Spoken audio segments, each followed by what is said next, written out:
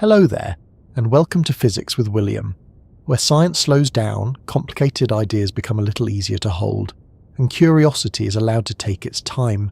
Tonight we are looking at a material that sounds as though it belongs in a science fiction laboratory.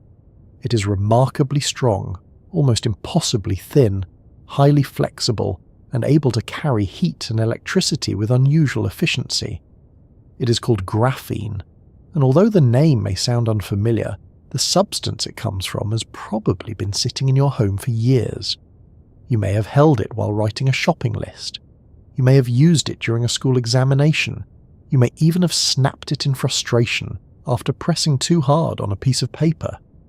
Graphene comes from graphite, the dark material found inside an ordinary pencil. That is a rather modest beginning for something often described as one of the strongest materials ever measured. No glowing meteorite was required. No rare crystal had to be recovered from the bottom of the ocean.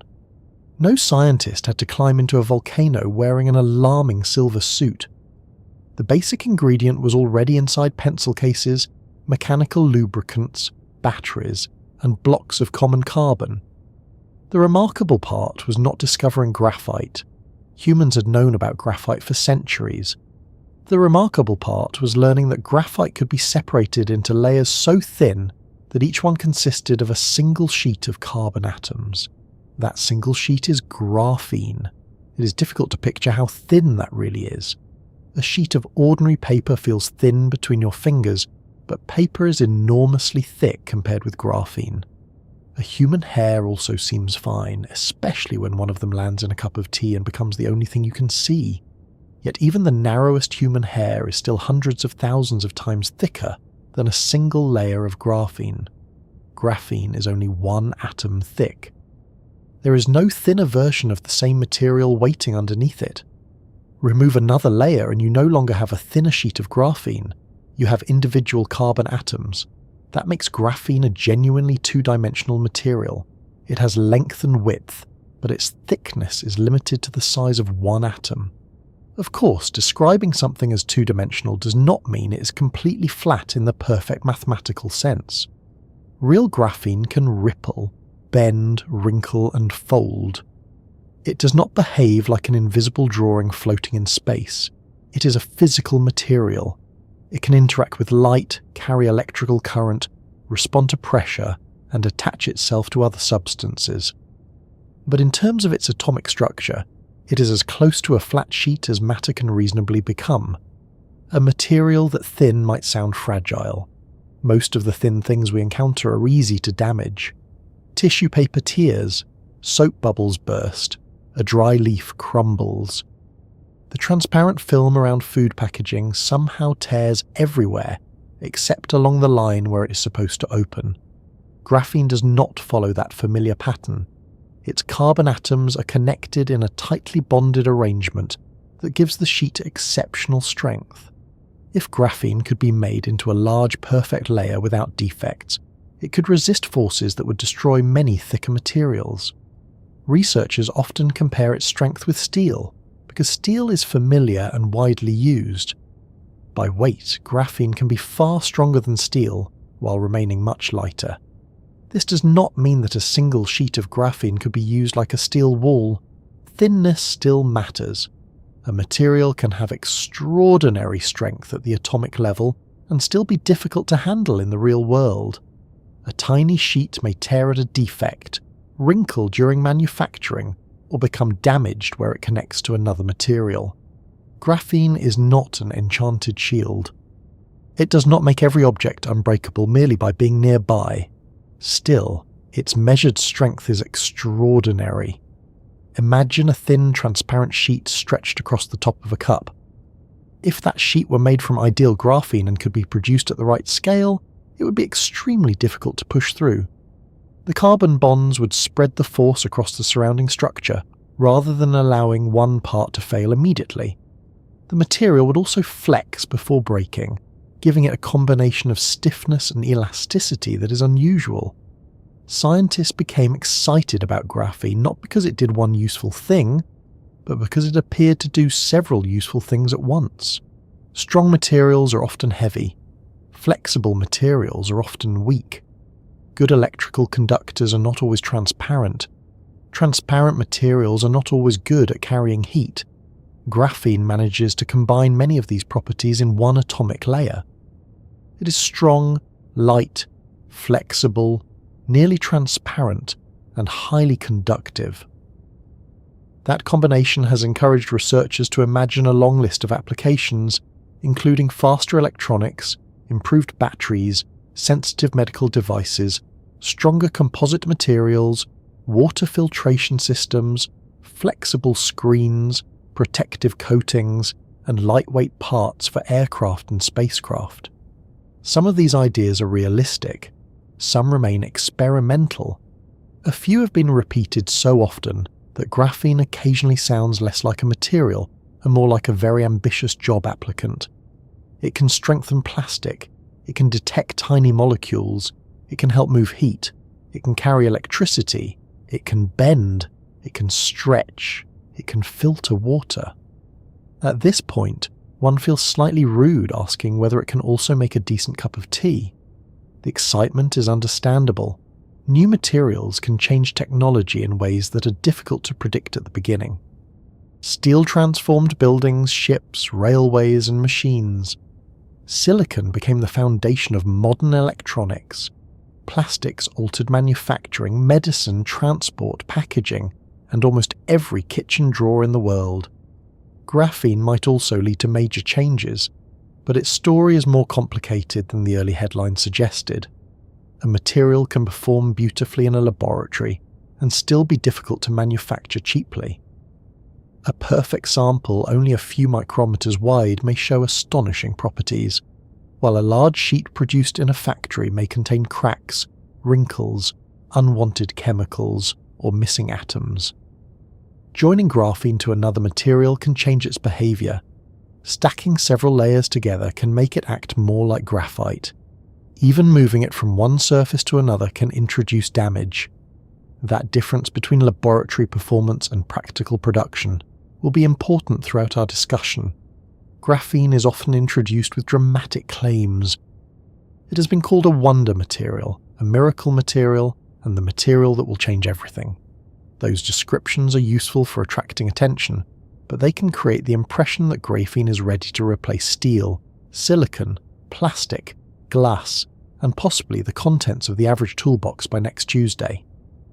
Real scientific progress usually moves more slowly. Researchers have to learn how to make the material consistently. Engineers need to understand how it behaves outside controlled experiments. Manufacturers must find methods that are affordable, repeatable, and safe. Companies then need products where graphene offers a real advantage over materials that already work well. A smartphone manufacturer will not replace an established component merely because graphene sounds exciting. The new component must be better in a way that matters. It may need to be lighter, faster, cheaper, more durable, more efficient, or able to perform a task that was previously impossible. It also needs to survive heat, moisture, vibration, daily use, factory assembly, transport, and the mysterious conditions found at the bottom of a handbag. That is why graphene presents such an interesting story. It sits between scientific discovery and technological promise. Its atomic structure is simple enough to describe, yet its behavior is rich enough to occupy researchers across physics, chemistry, engineering, medicine, and materials science. It is made from carbon, one of the most familiar elements in nature, but arranging the carbon in a single layer produces properties that graphite does not display in the same way. Carbon is particularly good at creating variety. The carbon in a diamond is arranged differently from the carbon in graphite. Both materials contain the same element, yet one is transparent and extremely hard, while the other is dark, soft, and able to leave marks on paper. Carbon atoms can also form tubes, hollow cages, chains, sheets, and large complex structures. Life itself depends heavily on carbon, because it can bond with other atoms in so many stable arrangements. In graphene, the carbon atoms form a repeating pattern of connected hexagons. It resembles a flat sheet of chicken wire, although considerably smaller and much less useful for containing chickens. Each carbon atom connects strongly with its neighbours. Together, those connections create a continuous network across the sheet. The arrangement is important because the electrons within graphene can move through the structure in unusual ways. Their movement helps explain why graphene conducts electricity so effectively and why physicists find it so interesting. Electrons in ordinary materials frequently collide with imperfections, vibrations, and other obstacles.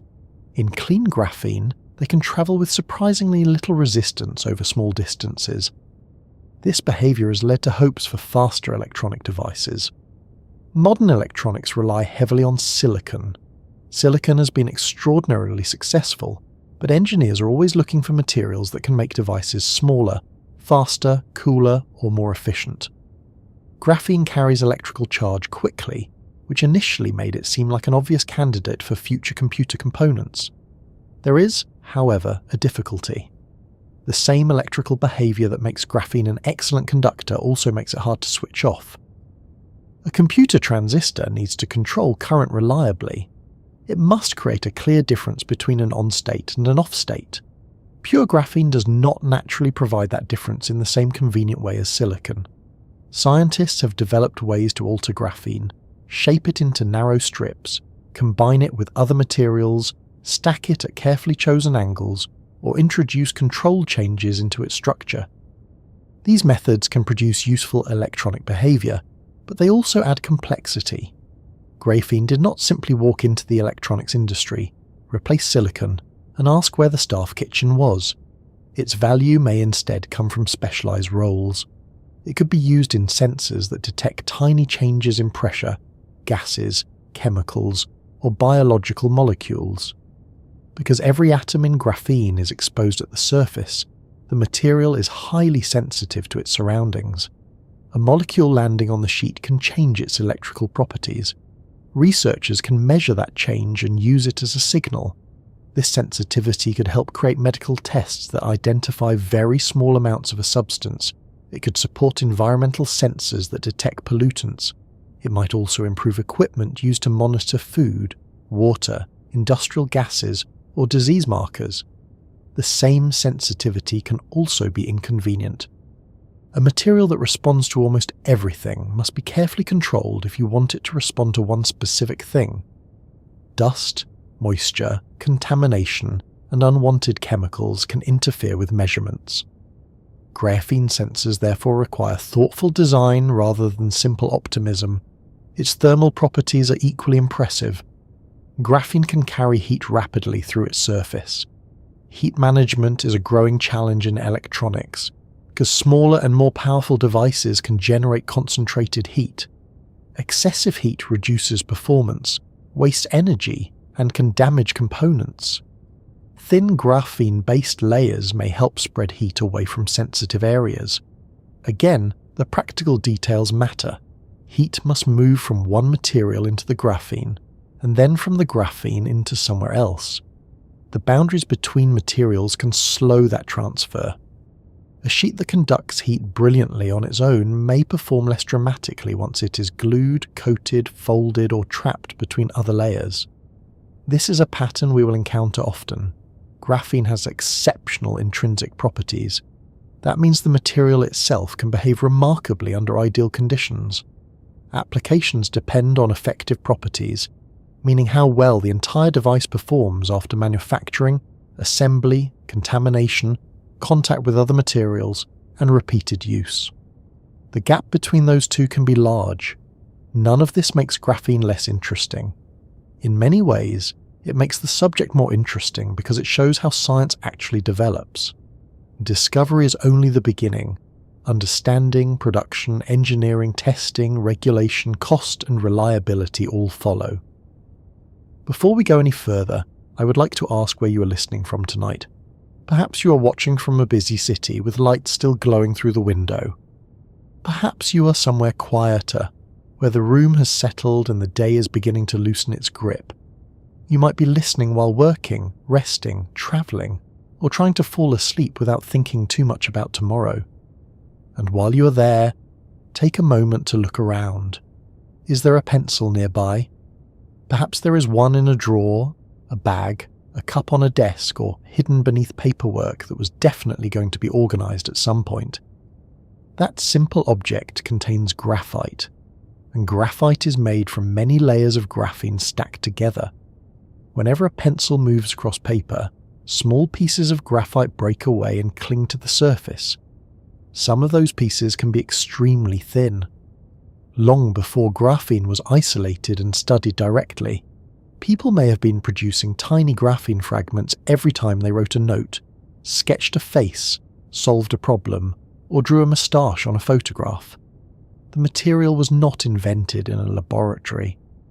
It was isolated, recognized, measured, and understood. That distinction matters. Graphene already existed wherever graphite existed. It was present in natural deposits deep underground. It was present in pencil marks. It was present in industrial powders and lubricants. Scientists did not create a new arrangement of carbon from nothing. They found a way to separate and examine a structure that had been hiding in plain sight. There is something reassuring about that. Not every major discovery begins with a giant machine or a distant planet. Sometimes it begins with a familiar material, a careful question, and the decision to look more closely than anyone has looked before. If you find this kind of slow scientific journey soothing, interesting, or simply useful company at the end of the day, you can give the video a like and subscribe to Physics with William. It helps more people find these long, quiet explorations, including those who enjoy learning and those who are mainly hoping to be asleep before we reach the more complicated parts. Graphene is a particularly suitable subject for that approach because the basic idea is simple. Take carbon, arrange the atoms in a flat connected sheet, make that sheet one atom thick, then observe a collection of properties that seem excessive for something so small. The difficult questions come afterwards. Why are the bonds so strong? How can electrons move through the sheet so quickly? Why does graphene behave differently from graphite when both are made from carbon? How do scientists produce it? Can it be manufactured in large quantities without losing the qualities that make it valuable? Which applications are genuinely promising? Which claims are exaggerated? Could it transform batteries, medicine, construction, transport, computing, or space exploration? And perhaps most importantly, why has a material discussed so widely for so many years not yet taken over everyday technology? We will move through those questions carefully. There is no need to rush. Graphene itself may allow electrons to travel with impressive speed, but we are under no obligation to follow their example. For now, it is enough to understand that graphene is not simply a stronger form of ordinary material. Its unusual properties come from its scale and structure. When matter becomes extremely thin, the rules we notice in large objects can change. Surfaces become more important. Electrons behave differently. Small defects can have large effects. A single additional layer can alter the result. This is one reason materials science has become so important. Engineers once worked mainly by choosing between substances found in nature or produced in bulk. Today, researchers can design materials at the level of atoms and molecules. They can control thickness, shape, arrangement, surface chemistry, and the way different layers are stacked. Graphene opened attention toward an entire family of very thin materials. After it was isolated, scientists began examining other substances that could also form atomically thin layers. Some behave as semiconductors, some are insulating, some respond strongly to light, some become magnetic under particular conditions. By stacking different sheets together, researchers can build layered structures with properties that do not appear in any single material alone. It is rather like making a sandwich, except each filling may be only a few atoms thick and nobody's allowed to eat it. These layered systems could lead to new forms of electronics, sensors, optical devices, and quantum technologies. Graphene remains central to that field because it is well studied, versatile, and capable of interacting with many other materials. Even so, our story begins somewhere much simpler. It begins with graphite. Graphite looks ordinary because we are accustomed to it. It is dark, soft, slightly messy, and easy to overlook. Rub it against paper and it leaves a mark. Rub it against your hand and it leaves evidence that will somehow appear on your face 10 minutes later. Inside graphite, however, carbon atoms are arranged in layer after layer of connected hexagons. The bonds within each layer are strong. The attraction between separate layers is much weaker. That is why the layers can slide across one another and why graphite feels soft. It is also why a layer can be separated. For many years, scientists knew that extremely thin graphite layers should possess interesting properties. The challenge was isolating a sheet thin enough to study clearly and proving that it was truly a single atomic layer. The solution did not begin with a complex industrial machine. It began with graphite, adhesive tape, patience, and the willingness to keep peeling. The willingness to keep peeling turned out to be more important than anyone could have expected.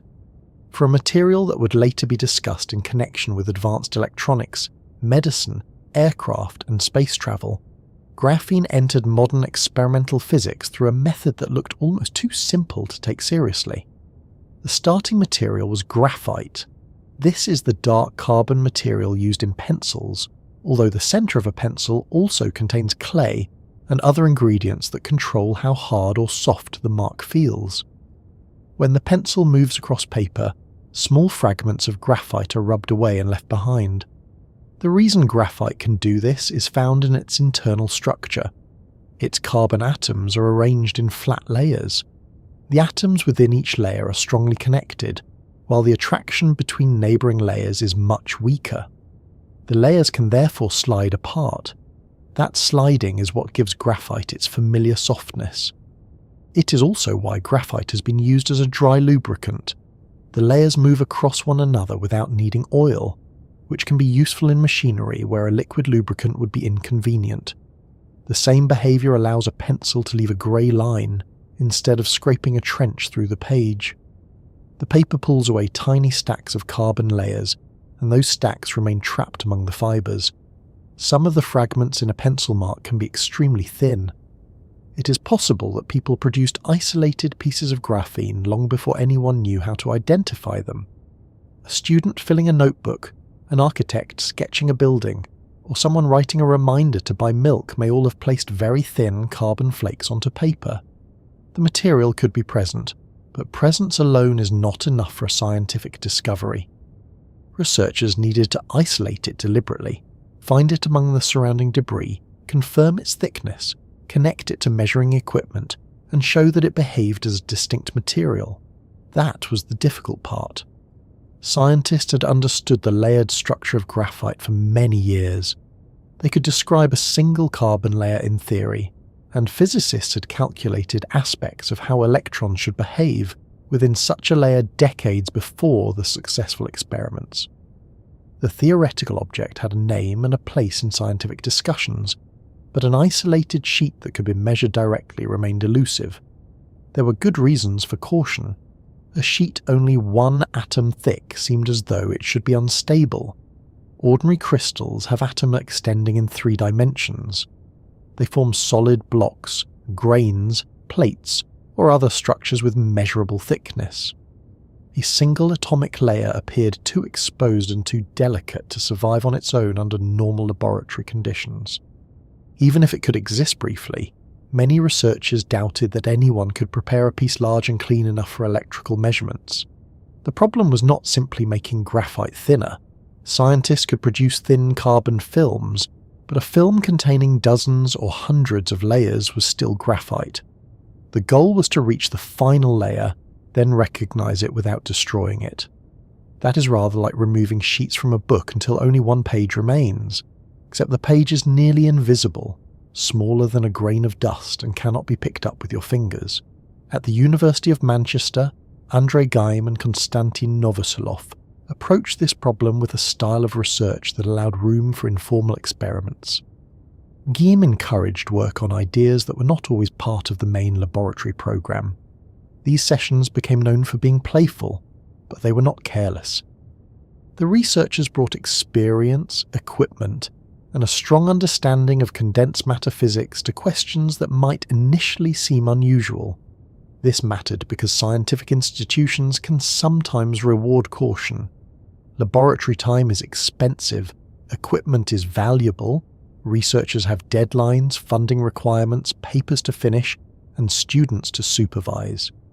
An idea involving graphite and adhesive tape might not sound as impressive as a proposal involving a new machine with a complicated name. It might sound like something to try for 5 minutes before returning to serious work. Fortunately, they tried it for longer than 5 minutes. Adhesive tape was already used in work with graphite. Pressing tape onto the surface and pulling it away could remove damaged or contaminated layers, revealing a cleaner surface beneath. The discarded tape would carry thin flakes of graphite. Usually those flakes were treated as waste. The clean graphite surface was the useful part, while the material stuck to the tape went into the bin. The important change was to look at the discarded material differently.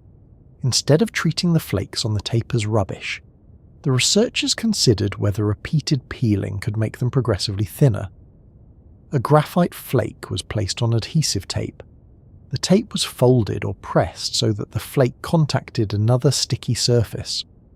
When the two sides were pulled apart, the graphite split. Each repetition reduced the thickness of some fragments. The process was simple enough to describe in a sentence, but the result was a mixture of flakes with many different thicknesses scattered across the tape. Some were still thick pieces of graphite, some were only a few layers deep. A very small number could be a single layer of carbon atoms. Repeating the process did not produce a neat square of graphene with a label attached. It produced a confusing collection of dark specks, faint smudges, folds, fragments, and pieces too small to see easily. The scientists still had to transfer those fragments to a surface where they could be examined. Then they had to locate the thinnest ones. This was where another ordinary-looking material became important. The researchers placed the flakes onto a silicon surface covered with a carefully chosen layer of silicon oxide. Silicon is widely used in the semiconductor industry, so these surfaces were familiar laboratory materials. The oxide layer affected the way light reflected from the surface. Under suitable conditions, an extremely thin carbon flake changed the reflected light just enough to create visible contrast through an optical microscope. The graphene was not visible because it was dark and thick. It was visible because light reflecting from the different layers interfered in a useful way. The colour and brightness of the surface shifted slightly where a flake was present. A trained observer could search for faint regions that might contain one or only a few atomic layers.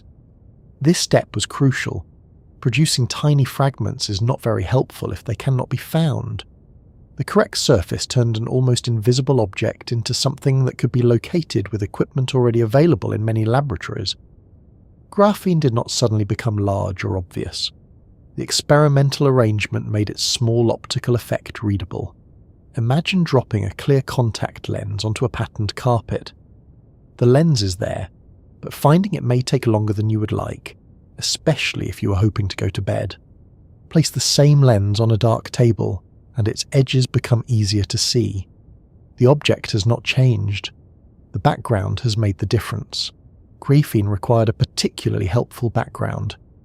Once promising flakes were found, the researchers used additional techniques to determine their thickness and structure. They could compare optical contrast, examine the surface, and study the way the material responded to light. The aim was to establish that some of the flakes were only one atomic layer thick rather than merely very thin graphite. Finding the sheet was still only the beginning. The material had to become part of an electrical device. Tiny metal contacts were added so that current could be passed through the graphene and its behaviour could be measured. The researchers shaped the samples and connected electrodes, turning a nearly invisible flake into a working experimental system. This transformation required much more than adhesive tape. The tape attracts attention because it makes the story memorable. It places a household object beside a major scientific result, and people enjoy discoveries that begin with ordinary things. But the full achievement depended on recognizing the right question, choosing an appropriate surface, identifying the flakes, preparing microscopic devices, making reliable measurements, and understanding what those measurements meant. Many people own pencils and adhesive tape. very few have used them to open a new field of physics. In 2004, Game, Novoselov and their collaborators reported electrical measurements on atomically thin carbon films. Their paper showed that the material could be isolated, handled, connected and studied. The result challenged the expectation that an atomically thin crystal could not survive in a useful form under ordinary conditions. Graphene does not remain perfectly flat. At the atomic scale, it can develop slight ripples. It also gains support from the surface beneath it. These details help explain why the material can exist without immediately breaking apart. The earlier doubts were not foolish. They were based on reasonable concerns about stability. The experiment revealed that nature had more options than the simplest assumptions allowed. The electrical measurements were especially important because graphene was not merely a thinner piece of graphite. When carbon is confined to a single layer, its electrons behave in ways that are different from those in a thick graphite crystal. The arrangement of the atoms and the available paths through this material produce unusual electronic properties. The researchers had created a practical way to investigate effects that had previously belonged mainly to theory. This is why the discovery mattered so quickly. A new material is interesting. A new material that also provides access to unusual physics is far more powerful. Graphene gave researchers a system that was thin enough to be genuinely two-dimensional, stable enough to study, and simple enough to reproduce in other laboratories. Scientists could prepare their own samples, test predictions, and explore properties that had not yet been measured. The response was rapid. Research groups around the world began working with graphene. Some focused on its electrons. Others studied its strength, heat conduction, optical behavior, chemical sensitivity, and mechanical flexibility. Engineers started asking whether these properties could be used in devices. Chemists explored ways to modify its surface. Materials scientists investigated methods for producing larger quantities. The original tape method remained useful because it could produce exceptionally clean, high-quality flakes. It was not suited to manufacturing square kilometers of graphene, but it was excellent for fundamental experiments. A small flake can be enough when the goal is to understand how a material behaves. This distinction between research samples and industrial material is easy to miss. A laboratory may need a single excellent flake. A factory may need thousands of large sheets every day, all with nearly identical properties. The tape method can provide quality, but not volume. It is the material science equivalent of making one perfect biscuit by hand when the actual order is for every supermarket in the country. Even so, the ability to make that first biscuit matters. Once researchers knew that isolated graphene could exist and could be measured, they had a target. Other production methods could be developed and compared against the high-quality flakes created by mechanical peeling. Scientists began growing graphene on metals, separating layers in liquids, converting carbon containing gases on hot surfaces, and exploring chemical routes that produce graphene-related materials in larger quantities. Each method involved compromises. Some produced large sheets with defects, some left contamination, some made small flakes dispersed in a liquid, some were expensive, some damaged the electrical properties. The simple tape method had revealed the ideal material, while later techniques tried to make enough of it for practical use. The discovery also changed how researchers thought about other layered substances. Graphite is not the only crystal built from strongly bonded sheets held together by weaker attractions. Once graphene had been isolated, scientists began peeling other materials into extremely thin layers. This created a much broader field of two-dimensional materials. Some of these sheets conduct electricity. Some act as semiconductors. Others are insulating, magnetic, or responsive to light. Researchers can also place different atomic sheets on top of one another. Because the layers are so thin, changing their order or rotating one relative to another can change the behavior of the entire stack. The original graphite peeling experiment, therefore, did more than reveal one remarkable form of carbon.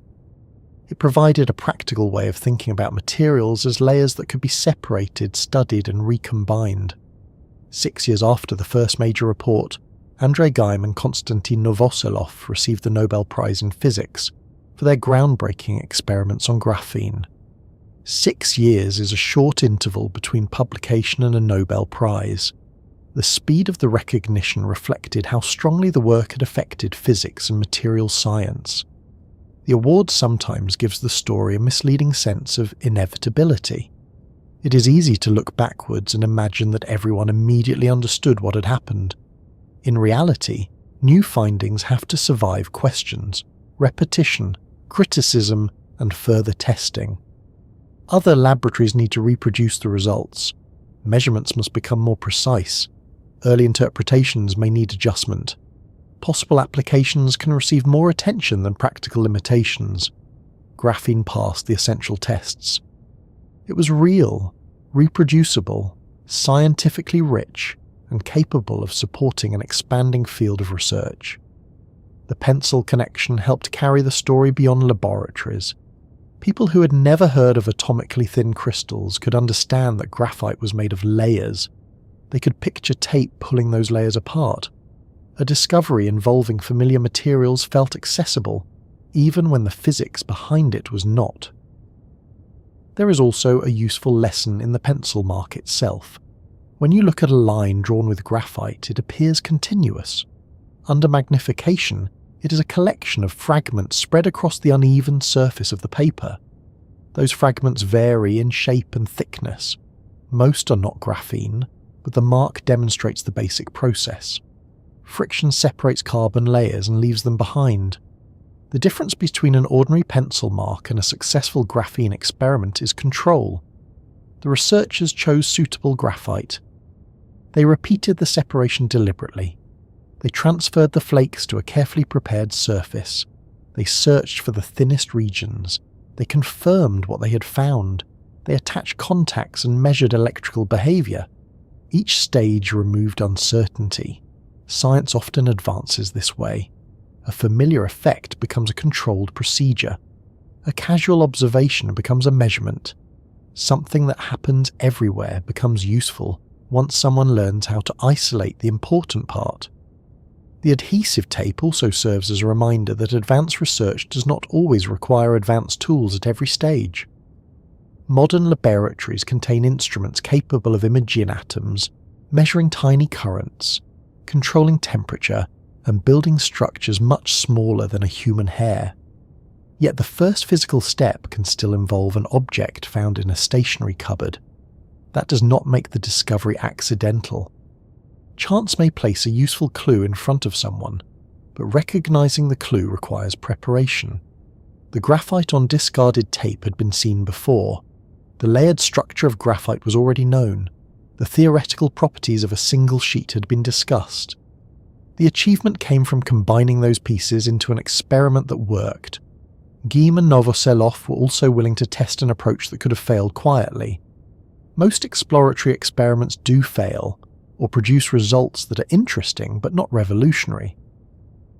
A culture that allows researchers to follow small questions can sometimes uncover something larger. It can also produce several afternoons of confusion and an impressive collection of labelled boxes. Both outcomes are normal.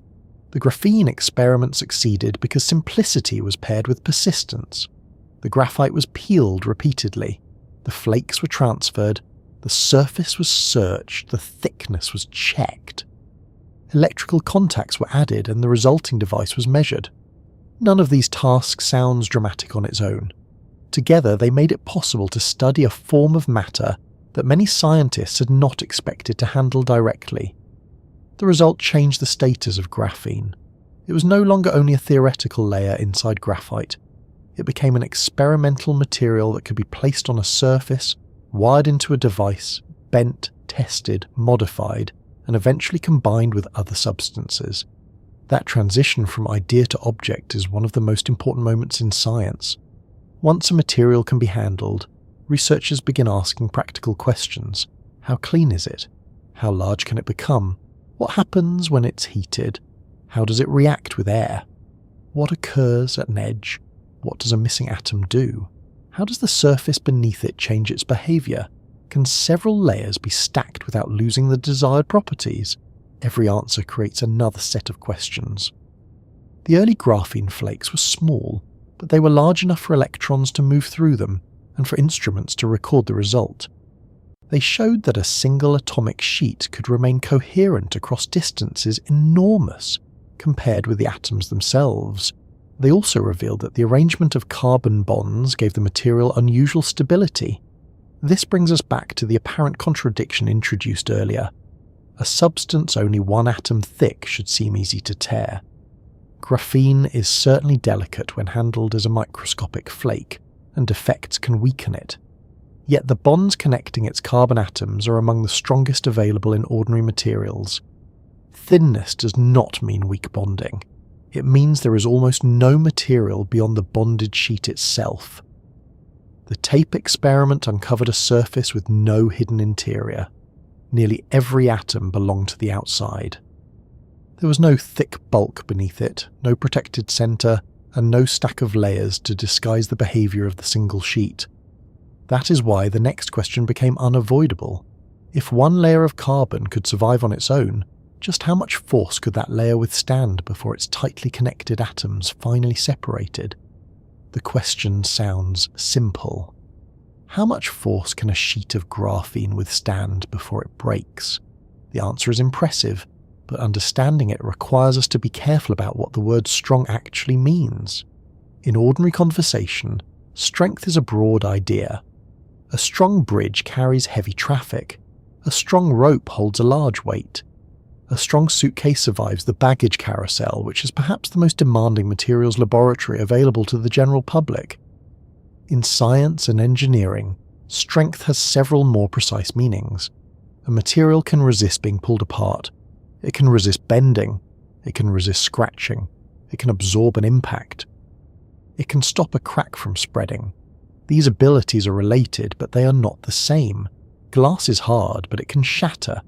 Rubber stretches, but it is not useful for supporting a tower. Steel can carry enormous loads, but a thin steel wire behaves differently from a thick steel beam.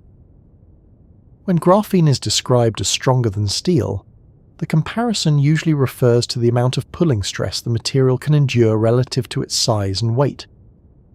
It does not mean that a loose flake of graphene can be placed in front of a moving train and expect a quiet afternoon. The extraordinary strength begins with the arrangement of its carbon atoms. Each carbon atom in graphene is connected to 3 neighbouring carbon atoms. Together they form a repeating network of 6-sided shapes. From above, the pattern resembles very fine chicken wire. The comparison is useful for the shape, although ordinary chicken wire does not contain bonds capable of exciting several generations of physicists.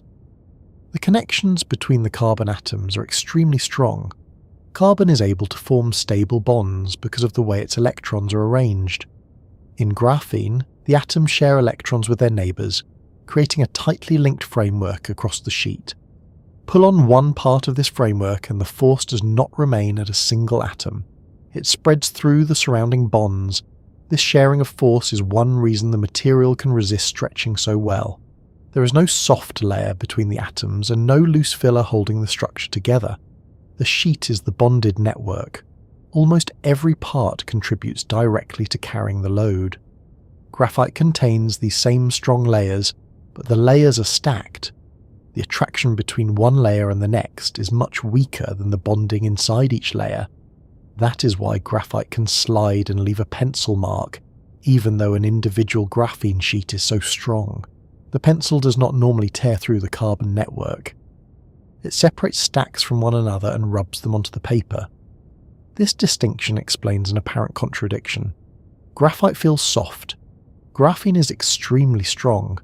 Both statements can be true because they describe different directions of force. Sliding one carbon layer across another is relatively easy. Stretching the bonded atoms within a single layer is much harder. To measure that resistance, researchers needed a way to test a sheet too small and too thin for an ordinary testing machine. You cannot clamp a microscopic graphene flake between 2 large metal grips without losing it, folding it, or spending the rest of the day checking whether it has attached itself to your sleeve. The solution was to suspend graphene over tiny circular holes in a supporting surface, The sheet covered each opening like a microscopic drum skin. A very sharp tip was then pressed into the centre. The instrument measured how far the sheet bent and how much force was required. This kind of experiment uses an atomic force microscope. Despite the name, it is not simply a microscope for taking pictures. It can also feel a surface using an extremely small tip. By moving the tip carefully and recording its interaction with the material, researchers can map shapes, measure forces, and press on structures that would be far too small for human hands. For the strength tests, the tip pushed the suspended graphene downward. At first, the sheet bent and stretched. As the force increased, the carbon bonds carried more tension. Eventually, the membrane failed. The amount of force sounds small when described without context, because the sample itself is tiny. A microscopic membrane is not expected to support a car. What matters is the force compared with the amount of material carrying it. When researchers accounted for the dimensions of the graphene, the results showed an intrinsic strength far beyond that of common structural steel. This is the source of the famous claim that graphene is around 200 times stronger than steel. The phrase is useful, but it needs a little unpacking. Steel is not one single material. There are many types of steel, each designed for different purposes. Their strength changes with composition, heat treatment, manufacturing, shape, and defects. Graphene also changes with sample quality and testing conditions. The comparison is therefore a general illustration rather than a universal contest with one winner and a small trophy. It is still a remarkable illustration. A perfect sheet of graphene can withstand an enormous pulling stress before the carbon network separates. It is also exceptionally stiff within its own plane. Stiffness describes how strongly a material resists changing shape when a force is applied. If a material is stiff, it takes considerable force to stretch it by a given amount. At this point, graphene may appear to have developed a contradiction of its own. It is often described as flexible, yet it is also extremely stiff. Both descriptions are correct. A single sheet can bend easily because it is so thin. Bending a material depends not only on what it is made from, but also on its thickness. A sheet of paper bends easily. A thick block made from compressed paper would be much harder to bend. A thin metal foil can fold in your hand, while a thick plate of the same metal resists. Graphene is stiff when you try to stretch the bonds across the surface. It is flexible when you bend the entire sheet out of its flat shape. It can curve, ripple, fold, and conform to another surface without requiring the carbon bonds to extend very much. A simple comparison can be made with a tape measure. Pull it along its length and it resists. Bend the thin strip and it curves readily. Graphene takes this contrast to the smallest possible thickness. It can be mechanically firm across its surface, while remaining able to wrap around tiny structures. That combination is valuable. A material that's only strong but cannot bend may crack when placed on a flexible device. A material that bends but stretches too easily may fail to protect delicate components. Graphene offers high stiffness across its surface, with very little resistance to bending. Strength is not the same as toughness, however. Toughness describes how much energy a material can absorb before breaking and how well it deals with cracks. A tough material does not merely survive a high force in a perfect test, it also resists damage once a flaw appears. This is where the one-atom thickness becomes a limitation. Graphene can possess extraordinary tensile strength, but it has almost no thickness in which to blunt a crack or rearrange material around a damaged region. In a thick piece of metal, the area near a crack may deform and absorb energy. In a single atomic layer, there is far less room for that kind of response. Once a crack begins in graphene, it can spread through the bonded network. The material may be extremely difficult to break when perfect, yet vulnerable when a serious flaw is already present. This is not unusual. A pane of glass can support a surprising load until a small chip provides a place for a crack to start. The strongest measurements therefore come from small, clean graphene membranes with very few defects. As the sample becomes larger, the chance of finding a weak point increases. A large sheet may contain a missing carbon atom, a tear at the edge, a wrinkle, contamination, or a boundary where differently oriented regions meet. These flaws concentrate force. Instead of the load spreading evenly through a perfect network, extra stress gathers near the defect. Bonds in that region may break earlier than they would in an ideal sheet.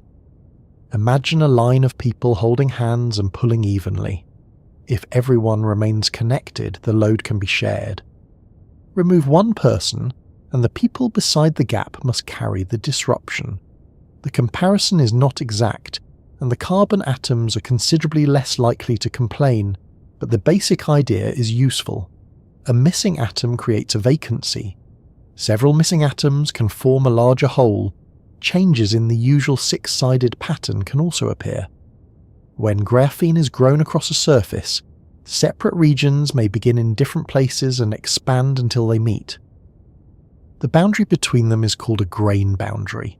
The carbon network continues across the meeting line, but the arrangement is not as regular as it is inside a single crystal. Some defects have only a modest effect. Others reduce the breaking strength considerably. The result depends on the type of defect, its size, its orientation, and the direction of the applied force. It also depends on whether several flaws interact. This is important because large-scale production rarely creates completely perfect graphene. The flakes produced by adhesive tape can be exceptionally clean, but they are small. Industrial methods aim to create larger areas or larger quantities. One method grows graphene on a heated metal surface using a carbon containing gas. Another separates graphite into flakes in a liquid. Chemical methods can produce graphene-related powders. Each approach is useful, but each can introduce defects, residues, folds, damaged edges, or variation in thickness. A headline may describe the strength of ideal graphene. An engineer must work with the strength of the material that can actually be produced, transferred, joined, and placed inside a product. Even a perfect sheet needs support and connections. A membrane attached around a circular hole experiences force differently from a strip held at two ends. A graphene layer bonded to plastic behaves differently from a suspended layer.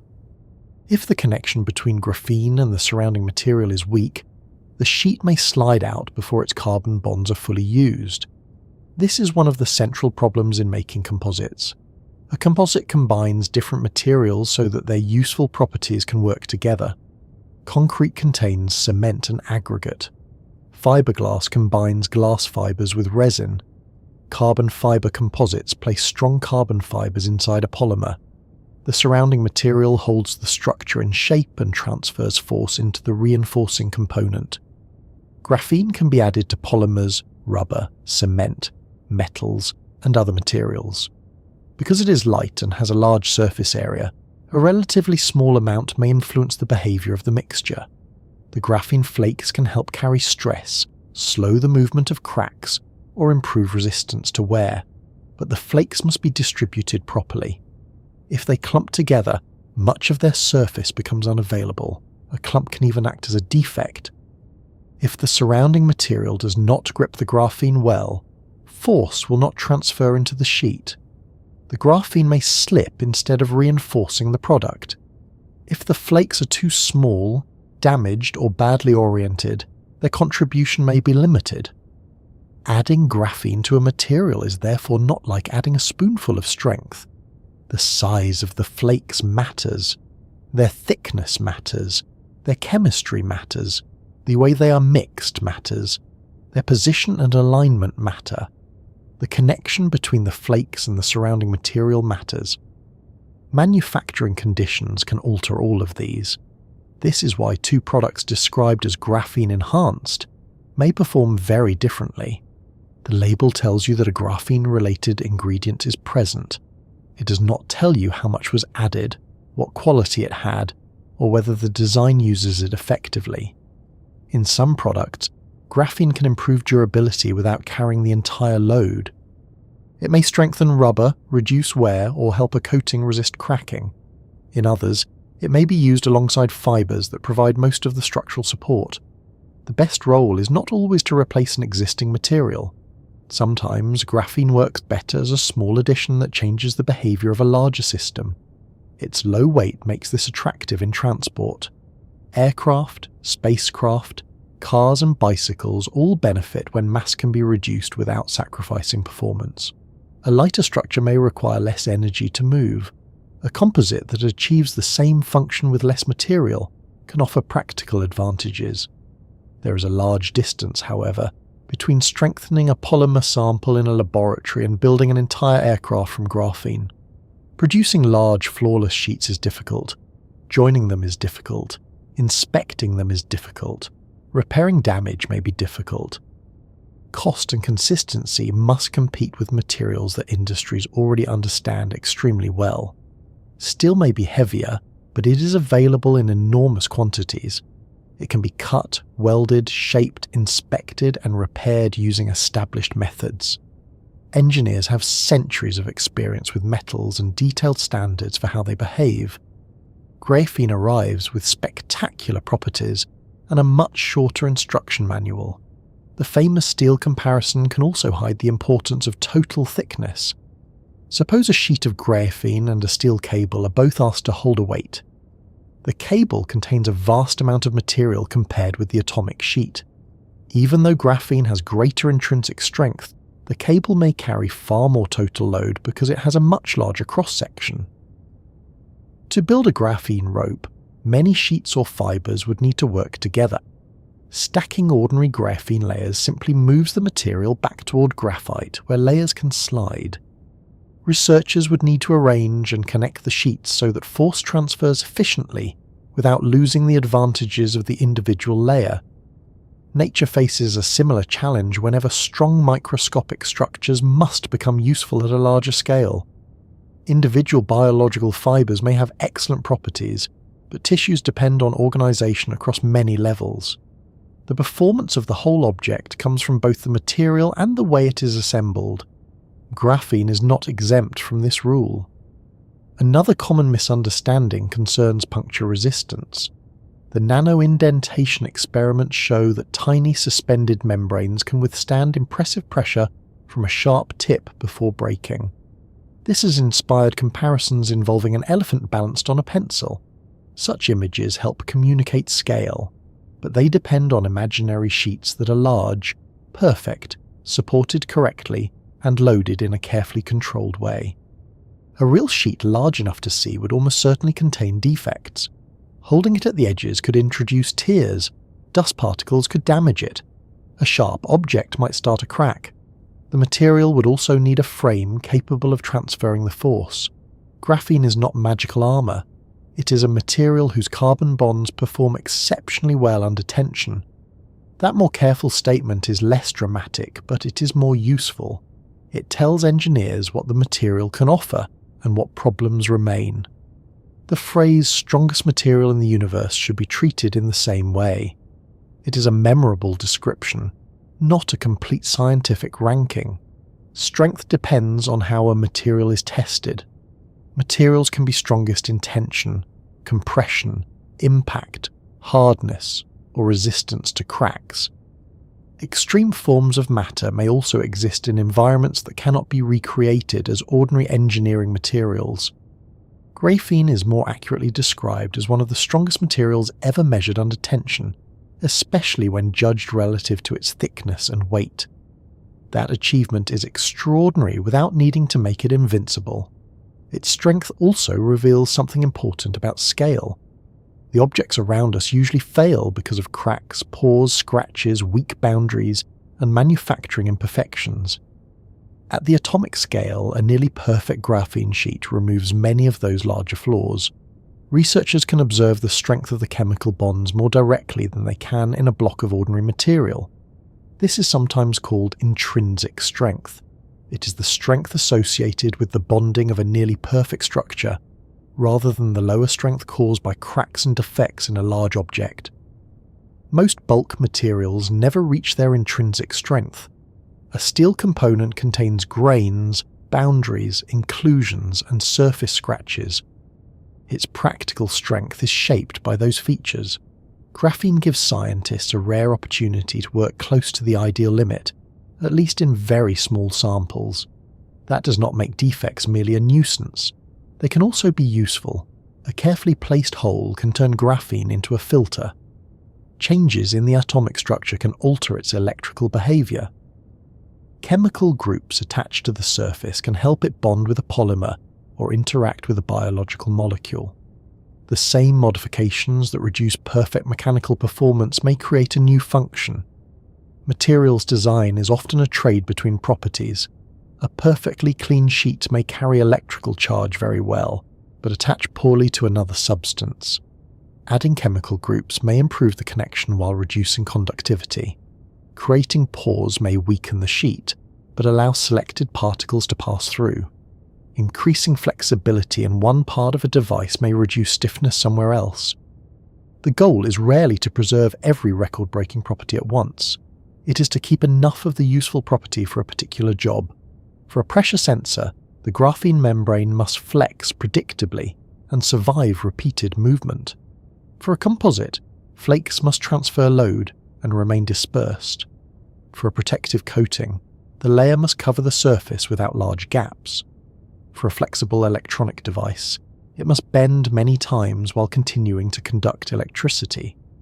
Repeated use introduces fatigue.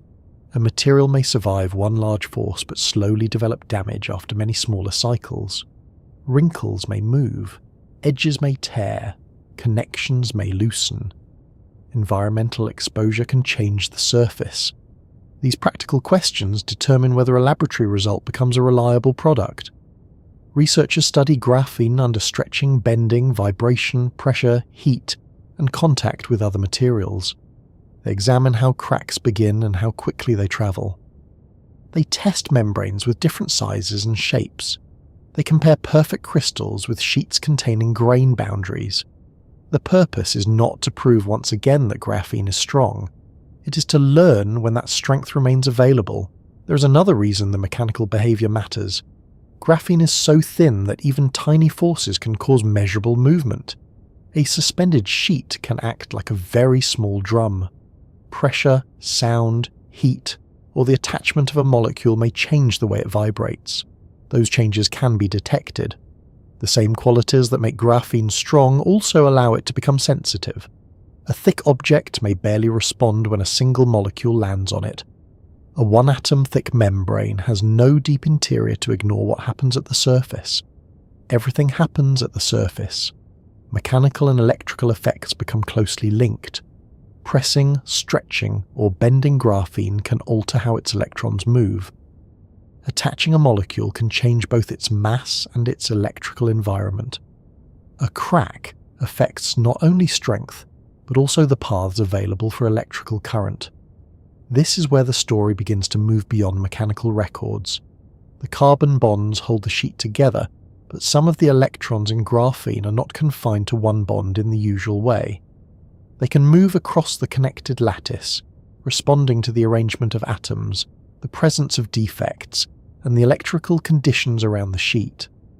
The same honeycomb structure that makes graphene difficult to pull apart also creates an unusual landscape for those moving charges. Once researchers placed metal contacts on the tiny flakes and sent current through them, they found that the electrons did not behave quite like electrons travelling through an ordinary piece of material. What the researchers found was that electrical charge moved through graphene in an unusual way. The sheet was not merely a very thin conductor. Its atomic arrangement changed the rules that the moving electrons appeared to follow. To understand why, it helps to begin with an ordinary electrical wire. Metals contain electrons that are able to move through the material. When a voltage is applied, those mobile electrons respond and create an electric current. Their progress is not completely smooth. They are disturbed by vibrating atoms, impurities, defects, boundaries, and the surface of the material. Each disturbance can redirect their motion and reduce the efficiency of the current. That is one reason a wire becomes warm when electricity passes through it. Electrical energy is transferred into vibrations within the material. those vibrations spread as heat. A little warmth is often harmless. A great deal of warmth is less welcome, particularly inside a small electronic device that already contains a battery, a processor, several sensors, and no interest whatsoever in having a window opened. Graphene provides electrons with a very different environment. Its carbon atoms form one continuous sheet. There are no additional carbon layers above or below for the electrons to enter. Their movement is restricted to the length and width of the material. That is what physicists mean when they describe graphene as two-dimensional. The electrons are not literally unable to move by even the smallest amount outside the sheet. Quantum particles do not behave like marbles trapped between two boards. The description means that the available electronic states are organized as though the important motion takes place across a flat surface. This restriction has major consequences. In a thick piece of graphite, electrons interact with many stacked carbon layers. Those layers affect the available energy states and the paths through which charge can move. Remove the surrounding layers and the electronic structure changes. Graphene is therefore not just graphite that happens to be thinner. At a single layer, it becomes electronically distinct. The honeycomb arrangement of the carbon atoms is central to this behavior. It may look like one simple repeating pattern, but it can be understood as two interlocking groups of carbon atoms. Every atom in one group is surrounded by atoms belonging to the other group. This balanced arrangement affects the waves associated with the electrons. Electrons are usually introduced as tiny particles, which is useful for many explanations. They also behave as waves. In a crystal, these electron waves spread through a repeating arrangement of atoms. The structure of the crystal determines which waves can exist, how much energy they carry, and how easily they can move. The repeating carbon pattern in graphene creates two important groups of energy states. One group is associated with occupied states, while the other is associated with states that electrons can enter when they gain energy. In many materials, these groups are separated by an energy range that electrons cannot easily occupy. This separation is called a band gap. The size of the band gap helps determine whether a material behaves as a conductor, a semiconductor, or an insulator. In a good insulator, the gap is large. Electrons usually remain in their lower energy states and cannot move freely enough to create a strong current. In a semiconductor such as silicon, the gap is smaller. Engineers can use voltage, heat, light, or added atoms to control how many electrons cross into the mobile states. That control makes it possible to build transistors. Graphene has no ordinary band gap. Its two groups of electronic states meet at particular points. Near those meeting points, the relationship between the energy and motion of the electrons has an unusual shape. Instead of curving in the way it does in many familiar materials, it forms two touching cones. The narrow point where the cones meet is known as the Dirac point. This name comes from Paul Dirac, the physicist whose work helped connect quantum mechanics with special relativity. The name is appropriate because electrons near this point behave mathematically like particles described by relativistic physics. They appear to move as though they have no effective mass. That statement needs careful handling. An electron in graphene has not lost its actual mass. It has not become a photon, and it has not escaped the laws governing ordinary matter. The phrase describes how the electron responds while travelling through the carbon lattice. Inside a solid, an electron is affected by all the surrounding atoms. Scientists often describe its motion using an effective mass. This is a convenient way of accounting for the combined influence of the crystal. Depending on the material, the effective mass can be larger or smaller than the ordinary electron mass. Near the Dirac point in graphene, the effective description resembles that of a massless particle. The charge carriers respond quickly and move through the lattice at a characteristic speed of roughly 1 million meters per second. This is extremely fast for electrons in a solid, but it is still much slower than the speed of light. There is another important distinction. The characteristic speed is not the same as the speed at which a group of electrons drifts along a wire when a battery is connected. Electric signals can spread through a circuit quickly, even though the average drift of individual charges is much slower. In graphene, the 1 million meters per second figure describes the way the available electronic states relate energy to motion. Without that distinction, it is easy to imagine electrons racing from one side of a phone to the other at 1 million meters per second every time the screen lights up. The reality is more complicated, although the simplified version would certainly make charging cables seem more exciting. The massless behavior gives graphene many of its unusual electrical properties. Charge carriers can respond strongly to electric fields. In a clean sample, they can travel considerable distances before being scattered. Their motion also allows physicists to study effects connected with relativistic quantum theory, using a material placed on a laboratory surface. The electrons are not moving through empty space, but the mathematics describing them resembles mathematics first developed for high-energy particles. This turned graphene into more than a promising engineering material. It became a testing ground for fundamental physics. Some experiments that would be extremely difficult with actual relativistic particles could be explored through the movement of charges in graphene. Researchers could change the carrier concentration using a voltage, cool or heat the sample, apply magnetic fields, introduce barriers, and observe the result. One of the first remarkable features was the ambipolar field effect. A graphene device can be placed above a control electrode called a gate. The graphene and the gate are separated by an insulating layer.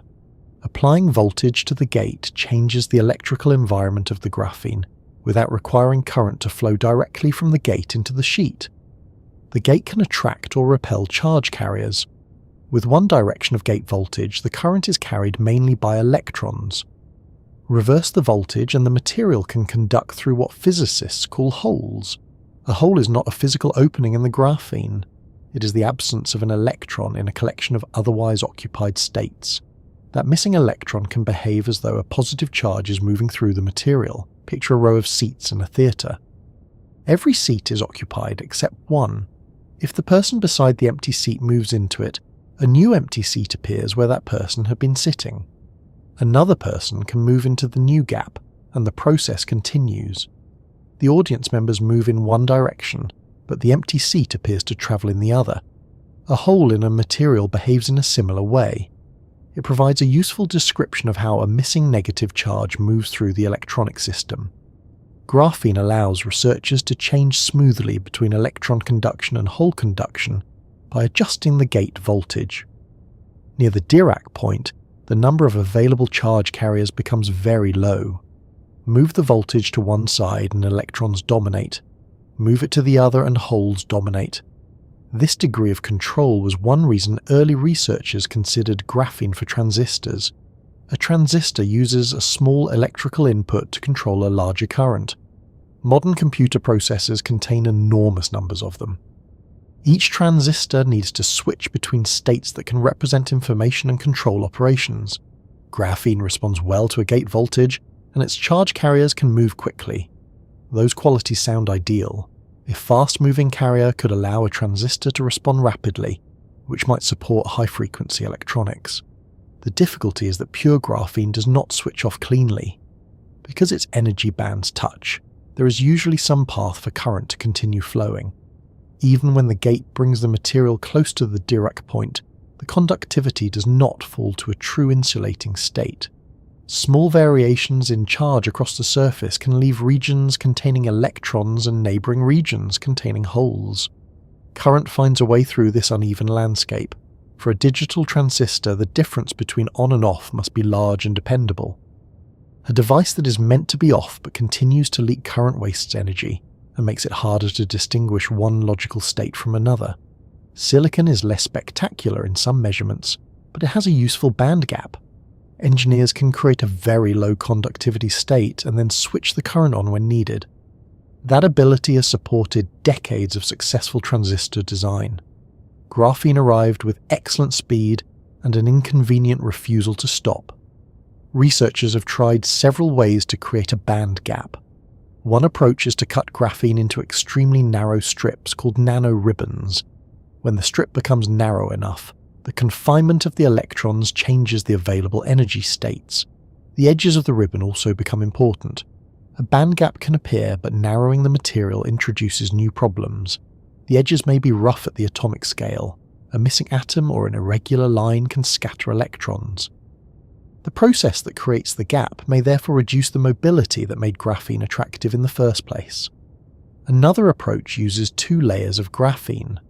By placing one layer on another and applying an electric field, researchers can alter the electronic structure and create a controllable gap. This offers more flexibility, but it also requires precise fabrication and does not automatically solve every practical problem. Chemical modification can change the bands as well. Atoms or molecules can be attached to graphene, or selected carbon atoms can be replaced. These changes may provide useful control, but they disturb the original lattice. Once again, improving one property can weaken another. The absence of a band gap does not make graphene useless for electronics. It means that pure graphene may not be the best direct replacement for silicon in conventional digital processors. There are other kinds of electronic devices. High-frequency transistors do not always need the same sharp off state as digital switches. Graphene can be useful where rapid response matters more than complete current suppression. It has been studied for radio frequency circuits, detectors, mixers, amplifiers, and communication systems. It can also serve as an electrode. An electrode needs to carry charge into or out of another material. Graphene combines conductivity with thinness, flexibility, and optical transparency. That makes it interesting for touch screens, solar cells, light-emitting devices, and flexible electronics. Electrical performance is often described using mobility. Mobility measures how readily charge carriers respond to an applied electric field. A high mobility means they can move through the material with relatively little disturbance. Early graphene devices showed impressive room temperature mobility. Later experiments using cleaner and suspended samples achieved much higher values, especially at low temperatures. Suspending the graphene helped because the supporting surface was not electrically neutral in practice. A substrate can contain trapped charges, rough regions, chemical residues, and vibrating atoms. These create disturbances that scatter the carriers in graphene. When the sheet is lifted away from the surface, some of those disturbances disappear. The resulting sample can approach ballistic transport over short distances. Ballistic transport means that charge carriers cross a region with very few collisions. The word comes from the motion of a projectile, although no tiny cannon is involved. In a normal conductor, an electron is repeatedly scattered as it travels. In a sufficiently clean and small graphene device, a carrier may move from one contact to another before experiencing much scattering. The dimensions of the device are then shorter than the typical distance the carrier travels between disturbances. Ballistic transport can reduce resistance and allow scientists to observe the underlying electronic behavior more clearly. It does not mean that graphene has no electrical resistance under all conditions. Contacts add resistance, defects scatter carriers, heat causes the carbon atoms to vibrate, contamination changes local charge, the edges of a narrow device can interfere with motion. A real electronic component includes all these effects at once. The quality of the metal contacts is especially important. Electric current must enter and leave the graphene somewhere. The boundary between a metal electrode and the carbon sheet can create a bottleneck. Even when charge moves easily through the middle of the graphene, it may struggle at the connection. This is similar to building a wide motorway between 2 towns and connecting each end to a narrow single-lane road. The central section can carry a great deal of traffic, but the entrances still determine how smoothly the journey begins. Researchers improve contacts by selecting suitable metals, cleaning the interface, controlling the shape of the connection, and sometimes attaching electrodes to the exposed edge of the graphene rather than resting them on top. The supporting material can also be improved. A very flat insulating material called hexagonal boron nitride is often used beneath graphene in high-quality devices. Its surface is smoother and electrically cleaner than ordinary silicon oxide. Graphene placed on it experiences fewer unwanted fluctuations. By combining clean graphene, suitable insulation, careful contacts, and protection from contamination, scientists can preserve more of the exceptional mobility. Temperature remains important. As the material warms, the carbon lattice vibrates more strongly. Electrons interact with those vibrations and lose some of their smooth progress. Other materials in the device contribute additional vibrations. Even perfect graphene is not completely isolated from its environment. The behavior under a magnetic field revealed another unusual feature. When a strong magnetic field is applied perpendicular to a thin conducting sheet, moving charge carriers curve into circular paths.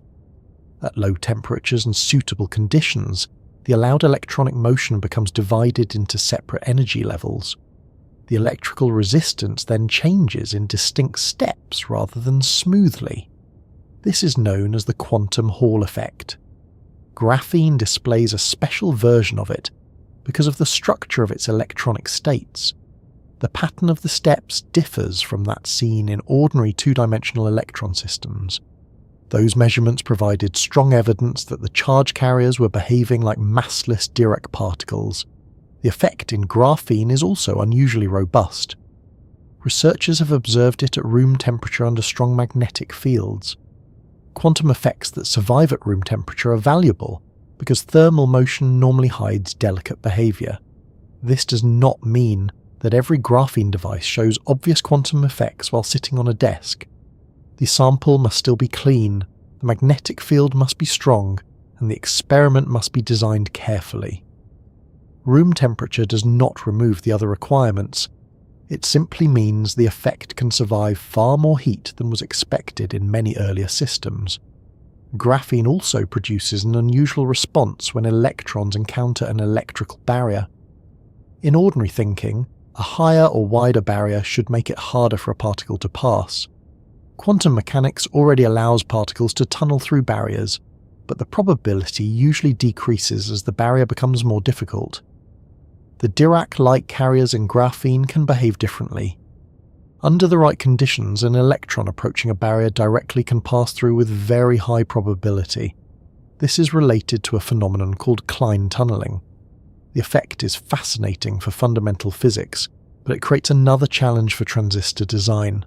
If electrons can pass through an electrostatic barrier instead of being confined, controlling the current becomes more difficult. Graphene is very good at allowing charges to travel, including on occasions when an engineer would prefer them to remain where they were placed. These unusual properties all come from the same basic arrangement. Carbon atoms sit in a honeycomb lattice. Their electrons spread across the bonds. The two-dimensional structure creates touching energy bands. Near those contact points, the charge carriers follow a relativistic form of quantum behavior. A simple atomic pattern therefore produces several linked effects. Electrons and holes can both carry current. A gate voltage can change one type into the other. Mobility can be very high. Ballistic transport can occur across small, clean devices. Magnetic fields reveal a distinctive quantum Hall effect. Electrical barriers produce unusual tunneling. The material remains sensitive to nearly everything around it. A molecule settling on the surface can change the local carrier concentration. A wrinkle can alter the path of the electrons. Stretching the lattice changes the distances between carbon atoms and affects their bonds. A defect can scatter charge.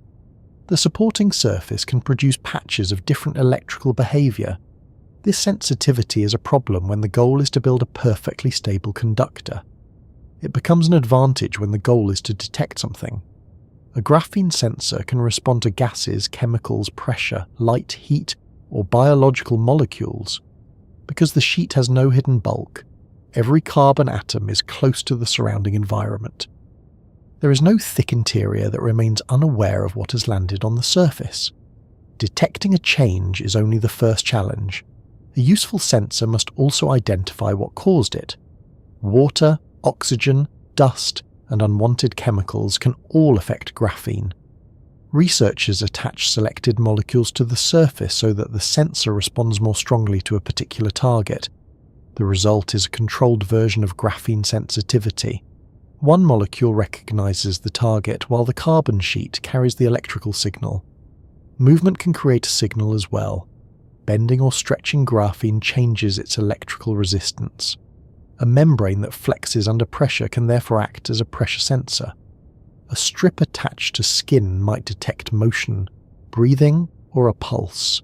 A suspended sheet may respond to sound or vibration. The mechanical strength discussed earlier allows these thin devices to survive movement. The electrical behavior allows that movement to be measured. Graphene does not keep its properties in separate compartments. Its strength, flexibility, conductivity, and sensitivity interact. That combination explains why it is considered for devices that must bend without losing electrical contact. Ordinary metal films can crack after repeated folding. Brittle conducting materials may perform well on a rigid screen but fail on a flexible surface. Graphene can curve with the supporting material while continuing to carry charge. It also absorbs only a small portion of visible light in a single layer. Most light passes through. A sheet can therefore be electrically active without forming an obvious dark coating. The next experiments did not examine conductivity alone.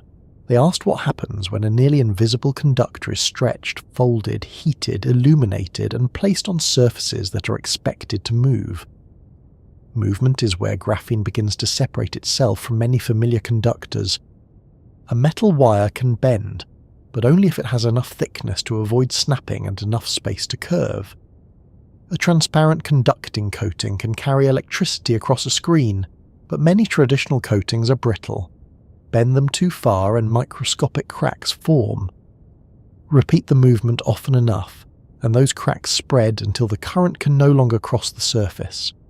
Graphene approaches the problem from the opposite direction. It does not avoid breaking by being thick. It avoids much of the strain caused by bending because it is extraordinarily thin. Consider a plastic ruler and a sheet of plastic wrapping. They may be made from similar materials, but the ruler resists bending while the wrapping folds easily. Thickness makes an enormous difference. When a thick object curves, the outside of the bend must stretch, and the inside must compress. The greater the thickness, the greater the difference between those two sides. A one-atom thick sheet has almost no distance between an inner surface and an outer surface. There is very little thickness available to create damaging bending strain. Graphene can therefore follow a curved surface, while its carbon bonds experience only a modest amount of stretching. This does not mean it can be folded carelessly without consequences. A sharp crease may produce local strain, contamination can become trapped inside a fold, and contact with another surface can cause damage. Edges and defects remain vulnerable. Even so, the basic geometry is favourable. An atomically thin conductor can bend in ways that would crack a thicker brittle film. That is one reason graphene attracted attention for flexible electronics. Most electronic devices have traditionally been built on rigid surfaces. A computer chip sits on a solid wafer. A television display is supported by glass. Circuit boards remain flat and firm because the components and connections are easier to protect that way. There are many situations where rigidity is inconvenient. A medical sensor placed against the body needs to follow the shape of skin. A wearable device may have to bend around a wrist, finger, knee, or chest. A display designed to roll into a small container must survive repeated curving. An electronic label on packaging needs to flex without becoming a tiny and unusually expensive piece of litter. The electrical connections in these devices must move with the supporting surface. A conductor that works perfectly while flat but fails after being bent is of limited use. Graphene offers a path for current that can remain intact while the surface changes shape. The key word is bending, not necessarily stretching. Bending and stretching are often mentioned together, but they place different demands on a material. Bend a sheet of paper into a gentle curve, and most of the paper changes direction without becoming much longer. Pull the paper from opposite ends and its fibres must extend. It quickly tears because ordinary paper is not very elastic. Graphene can withstand a notable amount of direct stretching because the carbon bonds are strong. In exceptionally clean samples, the atomic network can extend by a substantial fraction of its original length before breaking. The precise limit depends on the direction of the strain, the condition of the sheet, the surrounding environment, and the method used to test it. real manufactured graphene usually reaches a lower limit. A large film contains grain boundaries, wrinkles, small tears, residues, and other imperfections. Those flaws concentrate strain and encourage cracks to begin. The ideal behaviour of a tiny laboratory sample should not be mistaken for the guaranteed behaviour of a commercial sheet. Even so, engineers do not always need the graphene itself to stretch by the full amount demanded by a device. They can arrange the material so that much of the movement comes from geometry instead of direct extension of the carbon bonds. One approach is to place graphene on a rubber-like surface while the surface is already stretched. When the supporting material is released, the graphene forms wrinkles. Stretch the support again and the wrinkles flatten before the graphene itself experiences a large amount of tension. The process is similar to sewing a piece of fabric onto an elastic band while the band is extended. Once the band relaxes, the fabric gathers into folds. Pull the band again and those folds open. The fabric does not have to stretch as much as the band because its shape provides extra length. Wrinkle graphene can use the same principle at a much smaller scale. Another method shapes the conducting film into waves, loops, coils, or networks. A straight path must extend when the surface is pulled. A curved path can open gradually, allowing the overall device to stretch while limiting the strain in the conductor. Engineers have also experimented with carefully patterned cuts. A continuous sheet containing selected openings can expand as the pieces rotate and separate.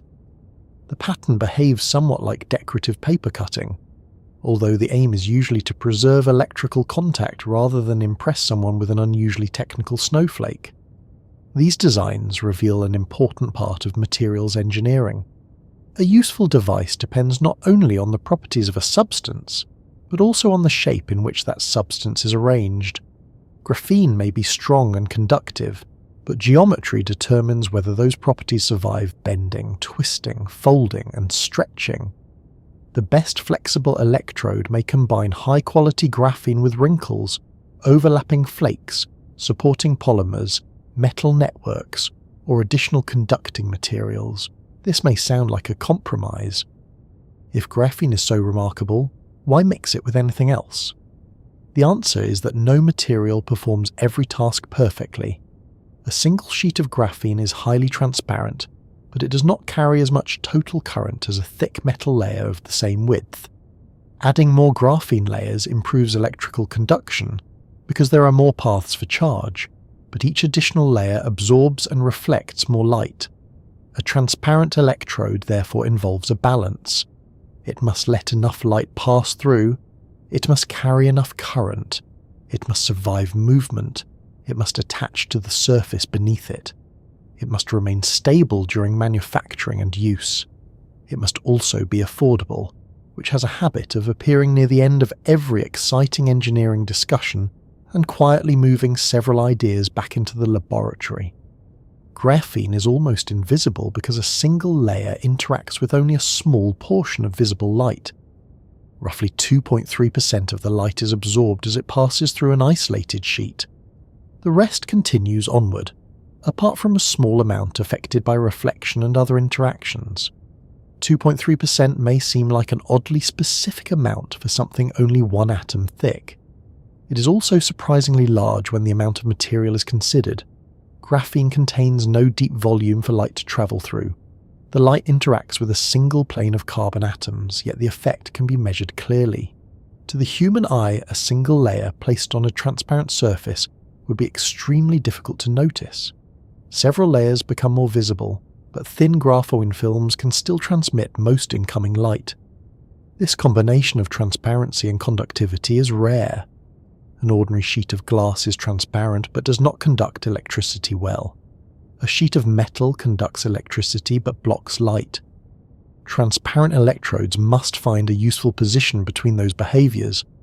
The most established transparent conductor in many screens and optical devices is indium tin oxide. It performs well, and industries have considerable experience using it. It can be deposited as a thin coating that carries current while allowing light through. Indium tin oxide has limitations. It is brittle compared with graphene. Repeated bending can create cracks that increase electrical resistance. Indium is also relatively scarce, and manufacturing the coatings can require conditions that do not suit every flexible plastic. Graphene has been studied as an alternative, particularly for devices expected to bend.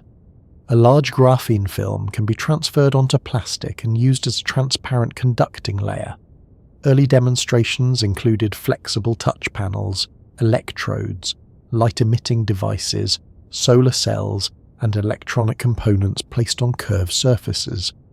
The word transferred hides a difficult process. Large area graphene is often grown on a metal such as copper.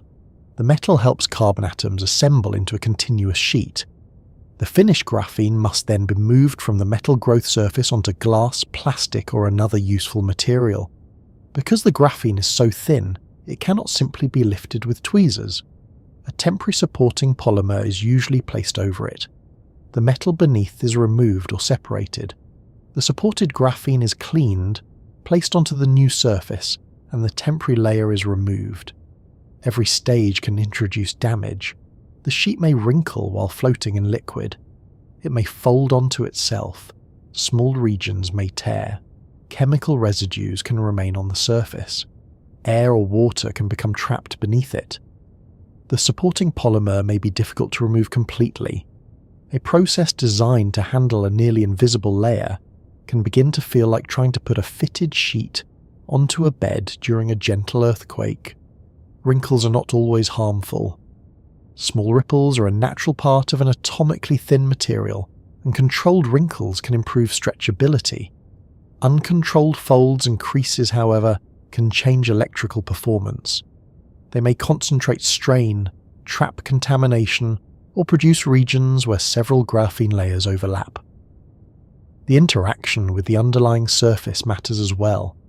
Graphene tends to follow the shape of whatever supports it. Place it on a smooth surface, and it lies relatively evenly. Place it on a rough polymer, and it bends around microscopic hills and valleys. Those changes can affect electrical charge, mechanical strain, and heat flow. The surface may also pull on different parts of the graphene with different strength. Chemical groups, trapped charges, and moisture can alter local conductivity. The sheet may look continuous under an ordinary microscope, while behaving like a patchwork at smaller scales. A flexible device adds repeated motion to this already complicated environment. As the surface bends, graphene may slide slightly. Wrinkles may shift. The connection to metal contacts may experience stress. The plastic beneath it may slowly change shape. Temperature and humidity may alter the materials at different rates. The graphene itself may survive while a neighbouring component fails.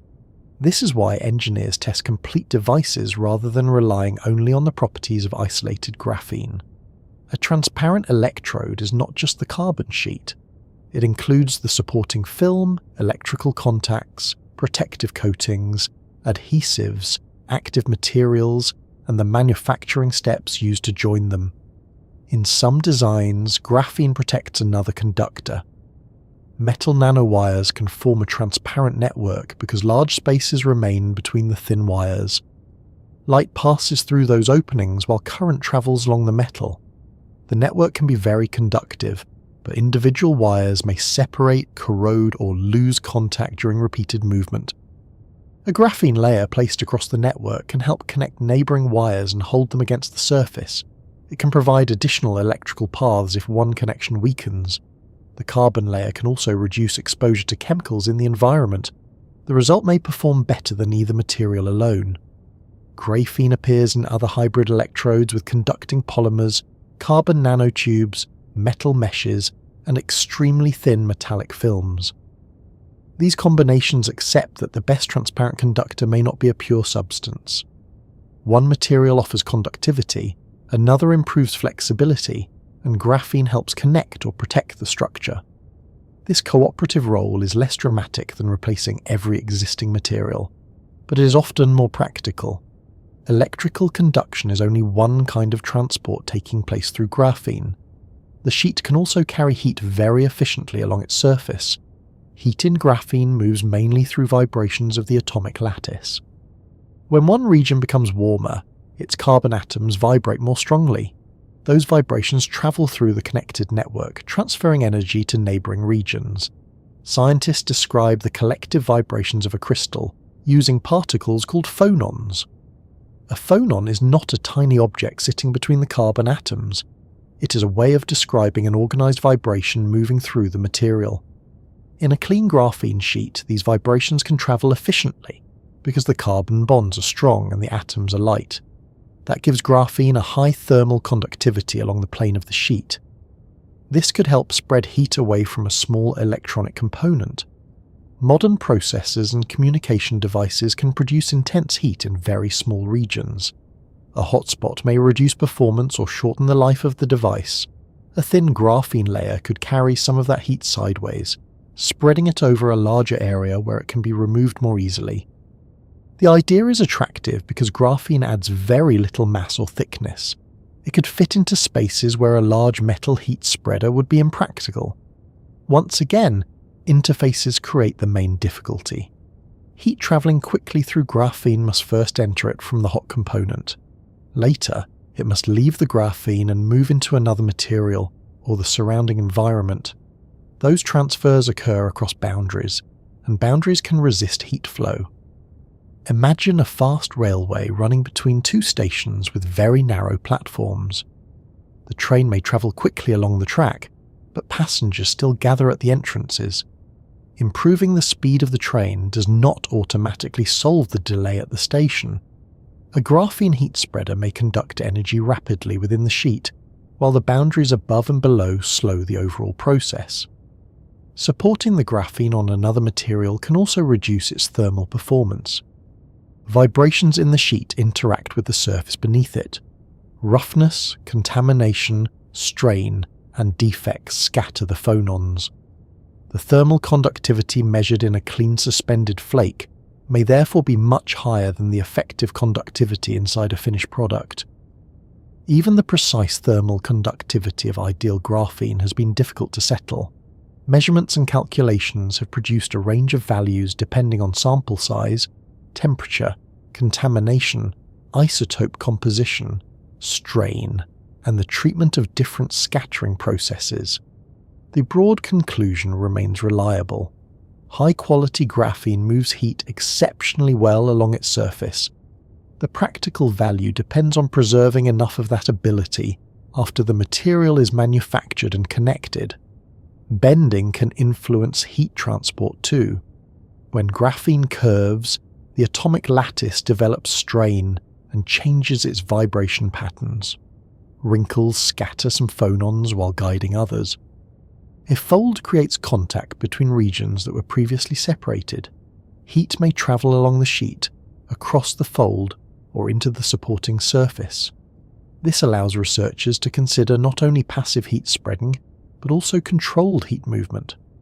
By changing shape, strain, defects, or contact with another material, it may be possible to direct thermal energy more deliberately. The connection between movement and electrical behaviour is even easier to measure. Stretching graphene changes the distances and angles between its carbon atoms. That alters how electrons travel through the lattice. The electrical resistance changes in response to strain. Attach graphene to a flexible surface, and that change can become a sensor. A strip placed across a finger joint can respond when the finger bends. Material attached to the chest can detect breathing. A thin patch may measure a pulse, facial movement, or pressure from contact.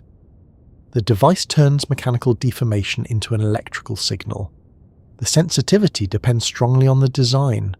A perfect continuous sheet may show a modest and predictable resistance change.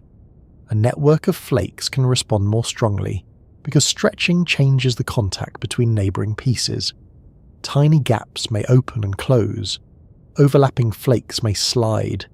Cracks can be introduced in a controlled way so that movement produces a large electrical response without destroying the entire pathway. This is another example where a carefully designed imperfection becomes useful. Uncontrolled cracks cause failure. Controlled microscopic cracks can create sensitivity. The distinction lies in their size, location, and ability to close again when the strain is removed. Wearable sensors must survive more than a single demonstration. Skin stretches repeatedly. Clothing twists and folds. Sweat contains water and salts. Devices are pressed, rubbed, and occasionally forgotten in places no research paper considered, such as beneath a sleeping dog. Protective layers are needed, but protection can reduce flexibility and sensitivity. A thick coating keeps moisture away while making the device less able to follow small movements. A soft coating moves easily, but may allow gases or liquids to pass through. Graphene can contribute as a sensor, conductor, reinforcing material or barrier, but the full system must balance these roles. Transparency creates further possibilities in medicine and imaging. An electrode can record electrical signals from biological tissue. Traditional metal electrodes block light, which makes it difficult to observe the same area with a microscope. A transparent graphene electrode allows light to pass whilst electrical activity is recorded. Researchers have used graphene-based electrodes to examine neural activity while imaging cells beneath them. The electrode does not need to be moved away to make room for the light. Both types of information can be gathered from the same region. The transparency is useful, but so is flexibility. Biological tissue is soft and curved. A rigid device can press unevenly or move relative to the surface. A flexible electrode can conform more closely, improving contact while reducing the amount of pressure required. Medical use introduces strict requirements. The material must remain stable. It must not release harmful contamination.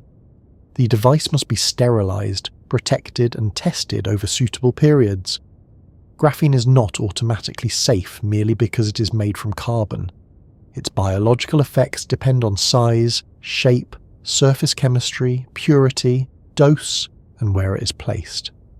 A flat graphene electrode attached securely to a device is different from a suspension of sharp graphene-related flakes moving through tissue. The word graphene can refer to materials with very different dimensions and chemical conditions. Medical claims must identify exactly what form is being used. The same caution applies to consumer electronics. A flexible graphene screen is sometimes imagined as a complete display made from one miraculous sheet. In reality, a display contains several layers. It needs light-producing or light-controlling materials, transistors, insulation, conductors, protective barriers, touch sensors, and connections to power and data. Making one electrode flexible does not make every other layer flexible. The entire stack must bend without cracking, separating, or changing its optical performance. Materials expand differently with temperature. Adhesives become tired. Moisture enters through edges. Electrical connections experience repeated stress. Graphene may solve one problem while revealing the next one beneath it. This is normal technological progress. A useful material does not remove engineering. It gives engineers another set of options. Graphene is particularly valuable because its properties can be used together. Its transparency allows light through. Its conductivity carries electrical signals. Its flexibility allows it to follow curved surfaces. Its strength helps it survive handling. Its thermal behavior can spread heat. Its sensitivity turns small changes in the environment into measurable responses. Very few materials combine all of these in a single atomic sheet. The challenge is preserving the combination. Adding layers improves current carrying capacity but reduces transparency. Attaching chemicals improves bonding or sensitivity but may reduce conductivity. Wrinkles improve stretchability but can disturb charge and heat transport. A supporting surface makes the sheet easier to handle but can lower its mobility and thermal performance. Every application chooses a different compromise. A touch sensor may tolerate moderate conductivity if it remains clear and flexible. A heater needs resistance that produces controlled warmth. A high-speed electronic connection values carrier mobility. A medical electrode needs low noise and stable contact. A heat spreader depends on thermal interfaces. A strain sensor may deliberately use cracks and overlapping flakes. There is no single ideal form of graphene for all these tasks. That is why the phrase graphene technology covers a wide family of materials and structures. Some devices use a single grown layer, others use several layers, some contain small flakes mixed into a polymer, some use graphene oxide which carries oxygen containing chemical groups. Others use reduced graphene oxide, where part of that oxygen has been removed to restore more electrical conduction. These materials are related, but they are not interchangeable. A perfect monolayer offers exceptional electronic behavior. A liquid containing graphene-related flakes is easier to print or coat over a large area. Graphene oxide can mix with water more readily, but it conducts electricity poorly until it is modified. Reduced graphene oxide is more conductive, though it usually retains defects and does not perform like pristine graphene. The best choice depends on what the product needs and what the manufacturing process can afford. A laboratory device may justify careful transfer of a high-quality layer. A large package label may require a printable ink produced by the litre. A structural composite may need flakes that bond strongly with a resin, rather than a flawless sheet intended for electron transport. Once graphene leaves the microscope slide, manufacturing becomes as important as atomic physics. That shift opens a much larger set of questions. Batteries need materials that can be produced in volume. Medical devices need safe and repeatable surfaces. Aircraft need components that perform reliably for years. Spacecraft need materials that survive radiation, vibration, vacuum, and severe temperature changes. Graphene can bend, stretch, conduct, transmit light, and move heat. But the next step is deciding where those abilities offer a real advantage over materials already doing the job. Finding a real advantage begins with choosing a problem that graphene is suited to solve. Its name appears beside many proposed technologies, but the material does not improve a product simply by being added to it. The useful role must match its actual properties. In batteries, that often means carrying electricity, holding active particles together, spreading heat, or creating space for ions to move. In medicine, it can mean detecting molecules, recording electrical activity, or supporting a thin, flexible device. In spacecraft, it may help reduce weight, control temperature, prevent electrical charge from building up, or strengthen another material. The battery is a good place to begin because it combines several problems that graphene may help address. A rechargeable lithium-ion battery contains two electrodes separated by an electrolyte. During charging and use, lithium ions move between the electrodes while electrons travel through the external circuit. The ions and electrons take different routes, but both journeys must happen efficiently for the battery to work well.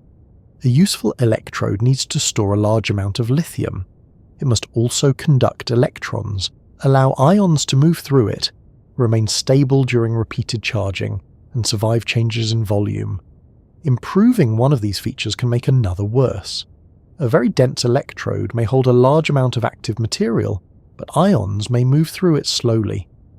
A highly porous electrode may charge quickly, but the empty space reduces the amount of energy stored in a given volume. A material with a high storage capacity may expand so much during charging that it breaks itself apart. Battery engineers spend a great deal of time negotiating with materials that are excellent at one task and uncooperative about the others. Graphite is already used in the negative electrode of many lithium-ion batteries. Lithium ions enter spaces within the layered graphite structure during charging and leave again when the battery provides power.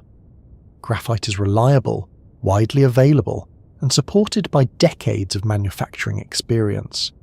Graphene is closely related to graphite, so it may seem natural to replace one with the other. The situation is not that simple. Individual graphene sheets have a very large surface area, which can expose many possible sites for chemical reactions. That can help ions reach the material, but it can also cause unwanted reactions with the electrolyte. When a battery is charged for the first time, some of the electrolyte reacts at the electrode surface and forms a protective layer. This layer is necessary because it prevents continuous breakdown of the electrolyte. Forming it, however, consumes lithium. A material with an enormous exposed surface can use too much lithium during this early process and reduce the battery capacity that remains available. Graphene sheets also tend to restack. Separate layers are difficult to keep apart because they attract one another. Once they stack, much of the useful surface becomes hidden and the material begins to behave more like graphite. Preventing this requires spacers, pores, curved structures, other particles, or carefully designed supports. For these reasons, graphene is often more useful as part of a composite electrode than as the only active material. A composite combines graphene with another substance that stores lithium. The graphene creates a conductive network around the active particles. Electrons can travel through this network even if individual particles lose direct contact with the main current collector. Silicon is one of the most studied partners. Silicon can store much more lithium by weight than graphite. That makes it attractive for batteries with greater capacity. Unfortunately, silicon expands dramatically as lithium enters it and contracts as lithium leaves. Repeated expansion and contraction can crack the silicon particles. The electrode begins to crumble internally. Electrical connections break, new surfaces become exposed and additional protective layers form. Each cycle consumes more lithium and electrolyte. The battery gradually loses capacity. Graphene can help by surrounding silicon particles or connecting them within a flexible conductive structure. As the silicon expands, the graphene network can bend, slide, and maintain some electrical contact. Its strength helps preserve the shape of the electrode, while its conductivity provides routes for electrons. This does not eliminate silicon expansion.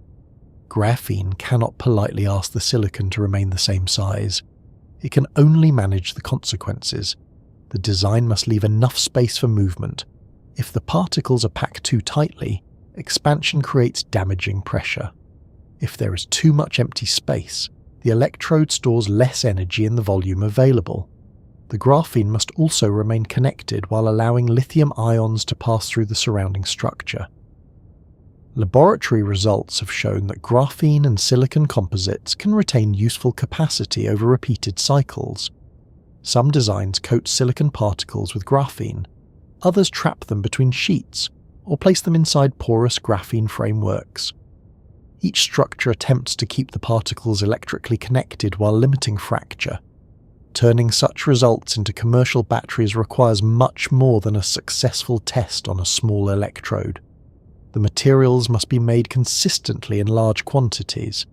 The coating thickness must remain controlled. The graphene must be distributed evenly. The first cycle losses must be acceptable. The electrode must work with a practical amount of active material rather than a thin laboratory coating. It must also perform inside a complete battery, where the available lithium is limited. An electrode can look excellent when tested against a large supply of lithium in an experimental cell. The same material may lose capacity quickly when paired with a real positive electrode. A commercial battery cannot keep borrowing extra lithium from a convenient laboratory container. Graphene can also be added to positive electrodes. Many positive electrode materials do not conduct electrons particularly well. Manufacturers already add conductive carbon to create electrical pathways. Graphene may form those pathways using a smaller amount of material because its sheets can connect particles across relatively large distances. Reducing the amount of inactive conductive material can leave more room for the substance that stores energy. The benefit depends on how well the sheets are dispersed and whether they remain connected during manufacturing and cycling. Too much graphene can become a disadvantage. It takes up space, reacts with the electrolyte, and adds cost. A small, well-placed amount may help more than a large quantity mixed in without control. The same principle applies to fast charging. A battery charges quickly only when ions and electrons can move rapidly without causing damaging reactions. Graphene may improve the electron transport, but that does not guarantee that lithium ions can enter the active material at the same speed. The electrolyte, particle size, electrode thickness, temperature, and protective surface layers all affect the process. A fast road for electrons does not help if the ions are waiting at a narrow entrance. Charging too quickly can also cause lithium to deposit as metal instead of entering the electrode safely. That can reduce capacity and create dangerous internal structures. Graphene is one part of the battery design, not permission to ignore electrochemistry. Heat management offers another possible role. Batteries become warm during charging and use. Uneven temperature across a large battery pack can make some cells age faster than others. Excessive heat also increases safety risks. Because graphene can spread heat effectively along its surface, graphene-based materials may help move energy away from hot regions. The practical result depends on the connection between the graphene and the surrounding components. Heat must enter the sheet and leave it again. Poor contact can limit the benefit, just as it does in electronic devices. Graphene is also studied in supercapacitors. A supercapacitor stores electrical charge near the surfaces of its electrodes. It can usually charge and discharge much faster than a battery and survive many more cycles. The trade is that it normally stores less total energy. Graphene seems ideal because of its large surface area and conductivity. If both sides of every sheet remain accessible, there is a great deal of surface on which charge can collect. The difficulty is keeping the sheets separated while maintaining a compact electrode. Spread them too far apart and the device becomes bulky. Press them together and the useful surface disappears. Pores must be large enough for ions to enter, but the electrode must remain dense enough to store a useful amount of energy. Researchers build curved sheets, porous foams, layered structures, and three-dimensional networks to manage this balance. These materials can deliver power rapidly and may work well in flexible devices. They do not automatically combine the full energy of a battery with the speed of a capacitor, despite the enthusiasm of certain headlines. Energy storage shows a repeated pattern. Graphene usually works best as a supporting structure. It carries charge, holds particles, provides surface area, and tolerates movement. The substances around it still determine much of the final capacity, voltage, safety, and cost. The same supporting role appears in medicine, although the environment is very different. A medical sensor may need to detect a small amount of a particular molecule in blood, saliva, sweat, or another biological sample. The target could be a protein, a fragment of genetic material, a hormone, a drug, or a marker associated with disease. Graphene is attractive because electrical current moves directly across its exposed surface. When a molecule attaches to that surface, it can change the local electrical environment. The device measures that change and turns it into a signal. The graphene alone does not know which molecule has arrived. A bare sheet can respond to water, salts, proteins, gases, and contamination. To make the sensor selective, researchers attach recognition molecules to the surface.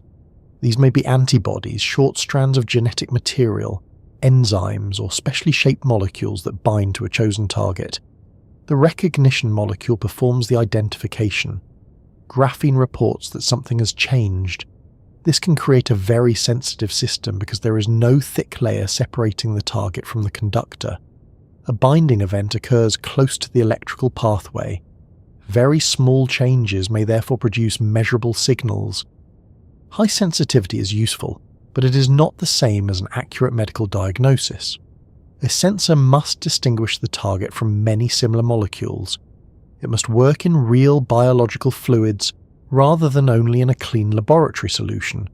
It needs reliable calibration, suitable storage, and consistent manufacturing. The result must remain stable when temperature, acidity, salt concentration, and sample composition vary. Blood and saliva are complicated mixtures. Proteins can cover the sensor surface and block the recognition sites. This unwanted coating is known as fouling. Researchers add protective layers or surface treatments to reduce it, but those barriers can also weaken the desired signal. A device that detects a tiny concentration once is not automatically ready for a hospital. It must produce the correct result repeatedly and explain what that result means for a real patient. Graphene sensors are being studied for rapid testing and continuous health monitoring. A flexible patch could analyze sweat while a person exercises. A small cartridge might detect disease markers near the point of care. An implantable device could monitor changes within the body. Many of these remain research technologies rather than routine clinical tools. Regulatory approval requires evidence of safety, accuracy, reliability, and benefit compared with existing methods. A new sensor must do more than produce an impressive signal on a graph. Graphene has also been used to make transparent neural electrodes. The brain and nervous system communicate through electrical activity. Electrodes placed near neural tissue can record that activity or deliver stimulation. Traditional metal electrodes block light, which makes it difficult to observe the tissue directly beneath them. Graphene can conduct electricity while remaining largely transparent. A flexible array of graphene electrodes can rest against neural tissue while light passes through it. Researchers can record electrical signals and use optical imaging on the same region. This gives them two forms of information at once. Electrical recording follows rapid changes in neural activity. Optical techniques can reveal which cells are active and where that activity occurs. The flexibility is also valuable. Brain tissue is soft, while conventional electronic materials are often stiff. A thin, flexible electrode can follow the tissue more closely and may create less mechanical mismatch. This does not make implantation simple. The electrode still needs insulation, wiring, connectors, and protection. The body can react to any implanted device. Scar tissue may form, materials can degrade, the signal can change as the device moves or the surrounding cells respond. Recent graphene electrode arrays have increased the number and density of recording points. Some designs include tiny openings or added particles that improve contact with the tissue. These systems are helping researchers study neural activity, but the move from experimental recording to long-term medical treatment requires extensive testing. Graphene-related materials are also investigated for carrying drugs. Graphene oxide is often used for this purpose because chemical groups on its surface allow it to mix with water and attach to other molecules more easily than pristine graphene. Drug molecules can be loaded onto the sheets through chemical attraction or surface interactions. The carrier could transport the drug and release it under selected conditions. Researchers have explored changes in acidity, heat, light, and other triggers. In cancer research, the aim is often to concentrate treatment near tumour cells while reducing exposure elsewhere. This is an appealing idea, but the body is not a simple delivery route. The material may interact with proteins before reaching the target. Immune cells may remove it. The flakes may gather in particular organs. Their edges, size, dose, and surface chemistry influence how cells respond. Some forms may cause inflammation or damage membranes. Graphene is made from carbon, but that fact alone does not establish safety. A diamond, a pencil, and smoke all contain carbon, and nobody recommends using them interchangeably. Commercial materials sold under the graphene name can also differ greatly. One sample may contain clean, thin sheets.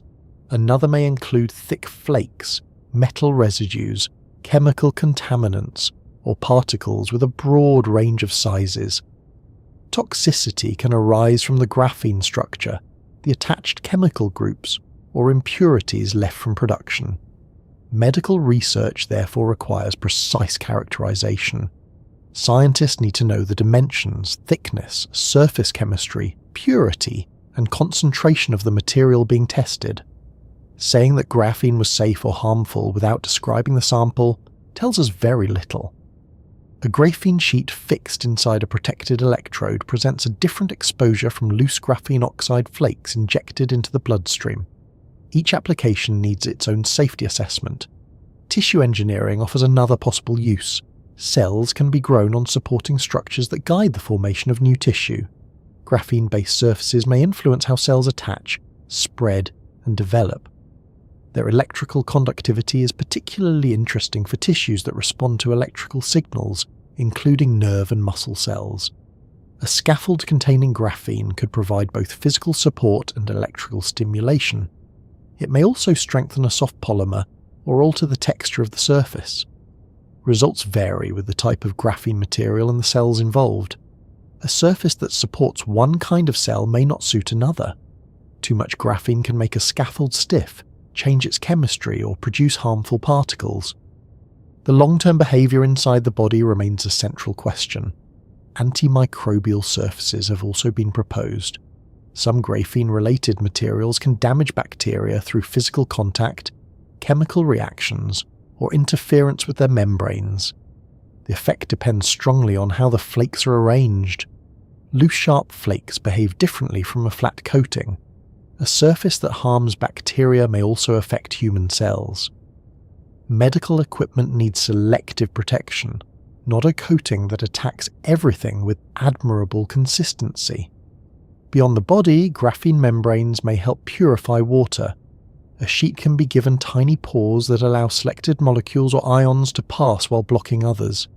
Stacked graphene oxide layers create narrow channels through which water can move. Researchers have studied these structures for removing salts, pollutants, dyes, and biological contaminants. The attraction is straightforward. A very thin filter could allow water to cross with less resistance than a thick conventional membrane. Lower resistance may reduce the energy needed for filtration. Making a large defect-free membrane is difficult. A single unwanted tear can become an easy route around the carefully designed pores. The layers can swell in water, changing the size of the channels. Contamination can block the surface. Pressure can damage the structure or separate it from its support. A useful filter must process large amounts of water, resist fouling, survive cleaning, and remain affordable. The atomically thin active layer still needs a strong frame, rather like a very advanced window that cannot be used until someone builds the wall around it. The need for strong lightweight support becomes even more important in space. Launching material away from Earth requires energy. Every additional kilogram affects the launch vehicle, fuel requirements, and cost. Space engineers therefore value materials that perform several jobs without adding much mass. Graphene can reinforce polymer composites, improve electrical conduction, and spread heat. A small amount added to a spacecraft material may change several properties at once. Many spacecraft structures use carbon fiber reinforced polymers because they are lighter than metals while remaining strong. These polymers do not conduct heat and electricity as well as metals. That can create problems in the space environment. A satellite in sunlight becomes hot on one side, while the shaded side becomes cold. There is no surrounding air to carry heat between them. Energy must move through the structure or leave as radiation. Uneven temperature causes materials to expand and contract. Instruments can move out of alignment. Adhesive joints can experience stress. Electronic components may leave their safe operating range. Graphene added to a composite or adhesive may provide additional routes for heat to spread. It does not need to replace the entire structure. Thin networks of flakes can connect warmer and cooler regions through the surrounding polymer. The flakes must touch or come close enough to form an effective pathway. Below a certain concentration, they remain isolated and heat must travel mostly through the original material. Add enough, and a connected network begins to form. Too much graphene can make the mixture thick and difficult to process. It can create clumps or weaken the connection between fibers and resin. Space materials must also release very little gas in a vacuum because escaping chemicals can settle on lenses, sensors, and solar panels. Electrical charge presents another problem. High-energy particles and solar radiation interact with spacecraft surfaces.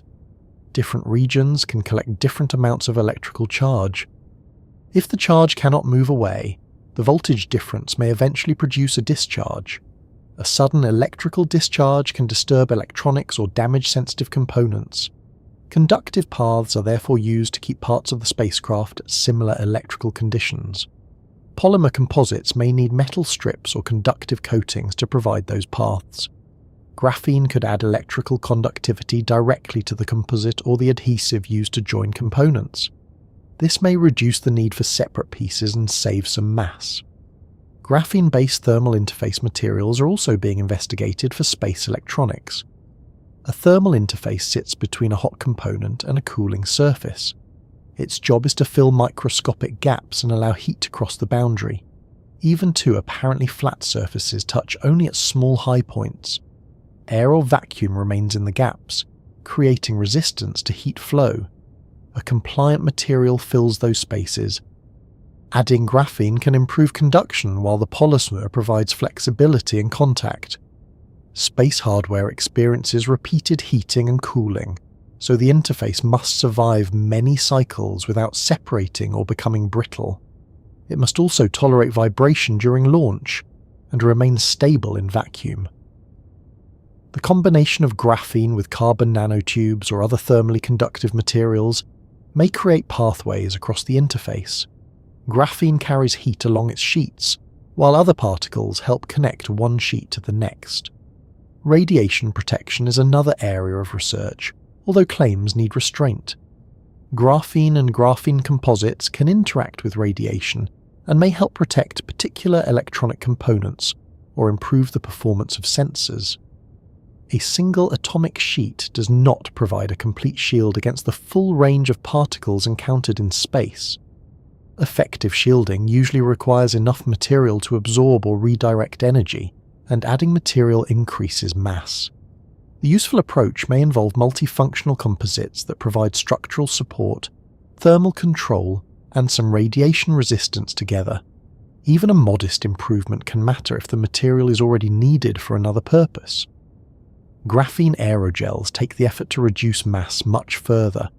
An aerogel is a highly porous solid containing a large amount of empty space. Graphene-based aerogels form light three-dimensional networks from thin carbon sheets. They can be electrically conductive and mechanically resilient despite their low density. Researchers have explored them for insulation, sensing, energy storage, and capturing particles. Their open structure also creates unusual interactions with light and gases. During a European Space Agency parabolic flight campaign in 2025, researchers placed small graphene aerogel cubes inside a vacuum chamber and illuminated them with a laser during brief periods of microgravity. The samples accelerated when the light struck them, and the response changed with the strength of the beam. The result was reported publicly in 2026 as an early demonstration of a light-controlled movement under microgravity conditions. One suggested application is the adjustment of very small spacecraft or solar sail systems. It is not yet a ready spacecraft engine. The experiment lasted for very short periods in a controlled chamber. Researchers still need to understand the mechanism fully, measure long-term performance, improve control, and determine how a practical system would operate in space. A propulsion method must carry or receive energy, point accurately, survive the environment, and move a useful payload.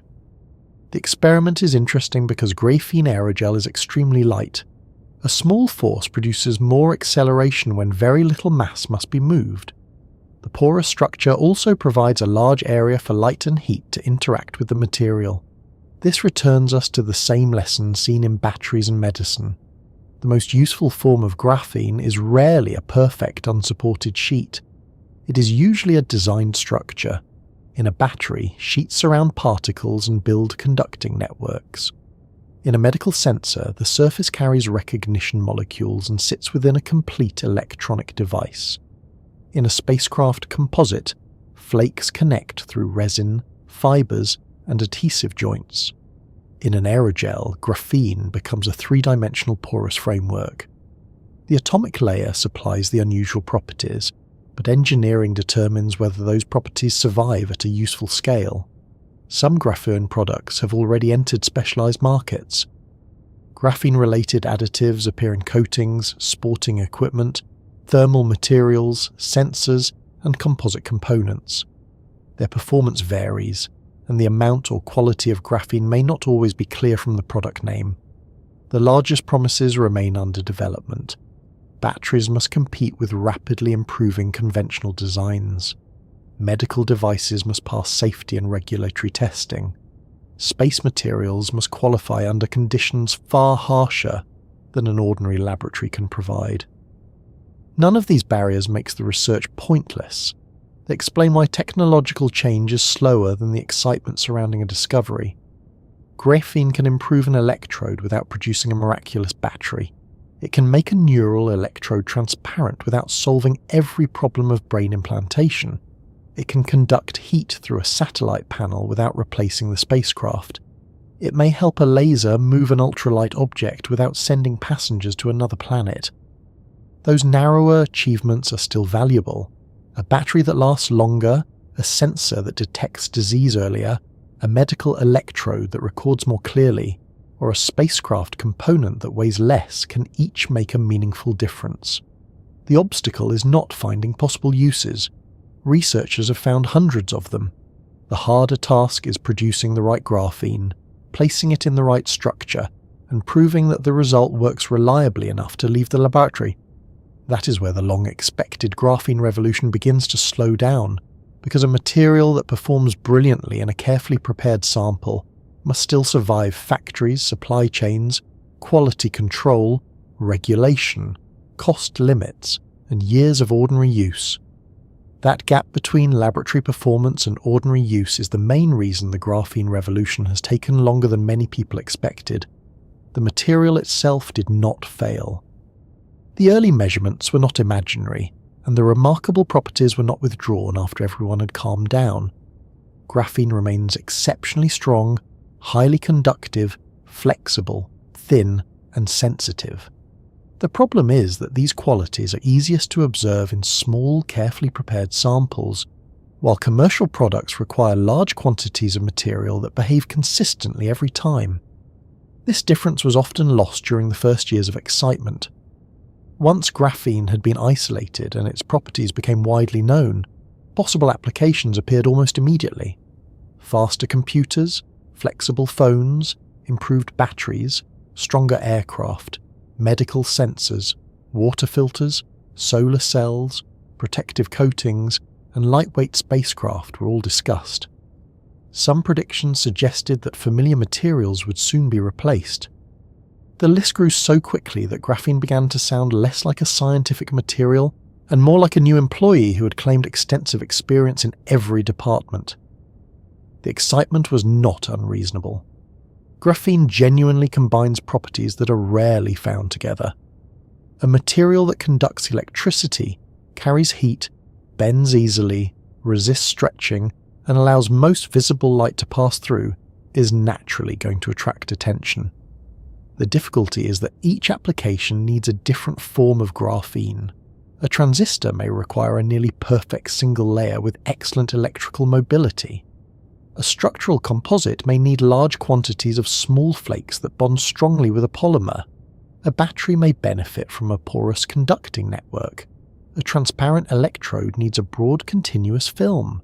A medical sensor may require a chemically modified surface that recognizes one particular molecule.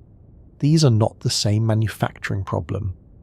A company producing graphene powder for concrete cannot simply send the same material to a semiconductor factory. A film suitable for a touch sensor may be unsuitable for a battery. Graphene oxide that mixes easily with water behaves very differently from a clean single layer grown on copper. The name graphene is often used for a broad range of related materials. Some products contain genuine single-layer sheets. Others contain flakes several layers thick. Some include graphene oxide, reduced graphene oxide, or graphite particles that are thinner than ordinary graphite but not truly single-layer graphene. These differences influence almost every useful property. A thick flake may still strengthen a polymer, but it will not show the same electronic behavior as an isolated atomic sheet. Graphene oxide can be processed in water, but it does not conduct electricity like pristine graphene. Reduced graphene oxide conducts better, though it usually contains defects and remaining chemical groups. Even two batches carrying the same label can differ in flake size, thickness, purity, surface chemistry, and electrical performance. This creates a basic commercial problem. A manufacturer needs to know exactly what is being purchased. Suppose a company wants to add graphene to a plastic component. The supplier provides a dark powder described as high-quality graphene. The company mixes it into the polymer and sees only a small improvement. Was the original idea wrong? Was too little graphene added? Were the flakes too thick? Did they clump together? Were they damaged during mixing? Did they fail to bond with the polymer? Or did the powder contain more ordinary graphite than the customer expected? Without reliable measurements and shared standards, answering these questions becomes difficult. In an academic experiment, researchers can describe their material in detail. They may use several microscopes and optical techniques to examine the flakes. They can measure thickness, defects, electrical conductivity, chemical composition, and surface area. A factory buying tons of material cannot perform a complete research project on every delivery. It needs certificates, agreed testing methods, clear grades, and confidence that one batch will match the next. Standardization has therefore become an important part of graphene commercialization. Scientists and standards organizations have been developing common ways to measure graphene and related materials. They need procedures that different laboratories can follow and obtain comparable results. That sounds straightforward until several laboratories measure the same sample and produce different answers. A Raman spectrometer can reveal information about the number of layers, strain, defects, and chemical changes. The result can depend on the instrument, laser, sample preparation, measurement location, and the method used to analyze the data. A powder may contain flakes with a wide range of sizes and thicknesses. Measuring one attractive flake under a microscope does not describe the entire container. A company needs representative measurements across the whole batch. Surface area can also be misleading. A theoretical single layer has an enormous area relative to its mass, but real flakes may restack. Liquid or gas may not reach the hidden surfaces. A number printed on a technical sheet may describe the ideal material rather than the accessible area available in the finished product. Developing standards takes time because the tests must be repeatable, affordable, and useful outside specialized research laboratories. A method that requires several days and an instrument costing more than the factory is unlikely to become part of routine quality control. Production creates another set of difficulties. The original adhesive tape method produces excellent graphene flakes, but it cannot supply industrial volumes. Someone would have to keep peeling graphite, searching for the correct flakes, and transferring them one at a time. This is an effective route to a quiet laboratory career, but not to a global electronic supply chain. Large graphene films are commonly grown using chemical vapor deposition. A carbon-containing gas is introduced into a heated chamber containing a metal surface, often copper. The gas breaks down, carbon atoms reach the metal, and graphene begins to form. The method can cover large areas, but the growth process is sensitive. Small amounts of oxygen, contamination, surface roughness, temperature variation, gas flow, and heating history can change the result. Graphene begins growing at many separate locations. These regions expand and eventually meet, creating boundaries between crystals. If the regions are well aligned, the boundary may have a modest effect. If they meet badly, the line can scatter electrons and weaken the sheet. Trace contamination can also reduce conductivity. A process that works in one laboratory may behave differently in another chamber with slightly different materials or cleaning procedures. Recent research has shown that controlling tiny amounts of oxygen can strongly improve the reproducibility and quality of graphene growth. This illustrates how demanding the process can be. An amount of gas too small to attract attention in ordinary manufacturing may determine whether the final sheet is clean and continuous. Growing the graphene is only part of the task. The sheet is still attached to the metal surface. Most applications do not need graphene sitting on copper. They need it on glass, silicon, plastic, insulation, or another device layer. The film must therefore be transferred. Transfer is one of the most persistent difficulties in large-area graphene technology. A supporting polymer is often coated onto the graphene. The copper is then removed or separated, leaving the thin carbon film held by the temporary support. The graphene is placed on the target surface, and the polymer is dissolved or peeled away. During this journey, the sheet can wrinkle, tear, fold, or trap contamination. Polymer residue may remain attached. Water can collect beneath it. Dust can create holes. The film may stretch unevenly as it dries. A small defect can be enough to disrupt an electronic device. A transparent heater may tolerate a few imperfections, while a high-performance transistor may not. Improved transfer methods continue to appear. Some use specially designed adhesive tapes whose grip can be changed with light. Others avoid liquid handling or attempt to grow graphene directly on the final surface. These methods can achieve very high transfer yields in controlled demonstrations. Industrial adoption still requires equipment that works repeatedly over large areas at useful speeds with low contamination and reasonable cost. A method that transfers one sheet successfully is a scientific result. A method that transfers thousands of sheets every day without unexpected failures is a manufacturing process. The distance between those achievements is where many promising materials spend several years. Direct growth could remove the transfer step, but it introduces its own problems.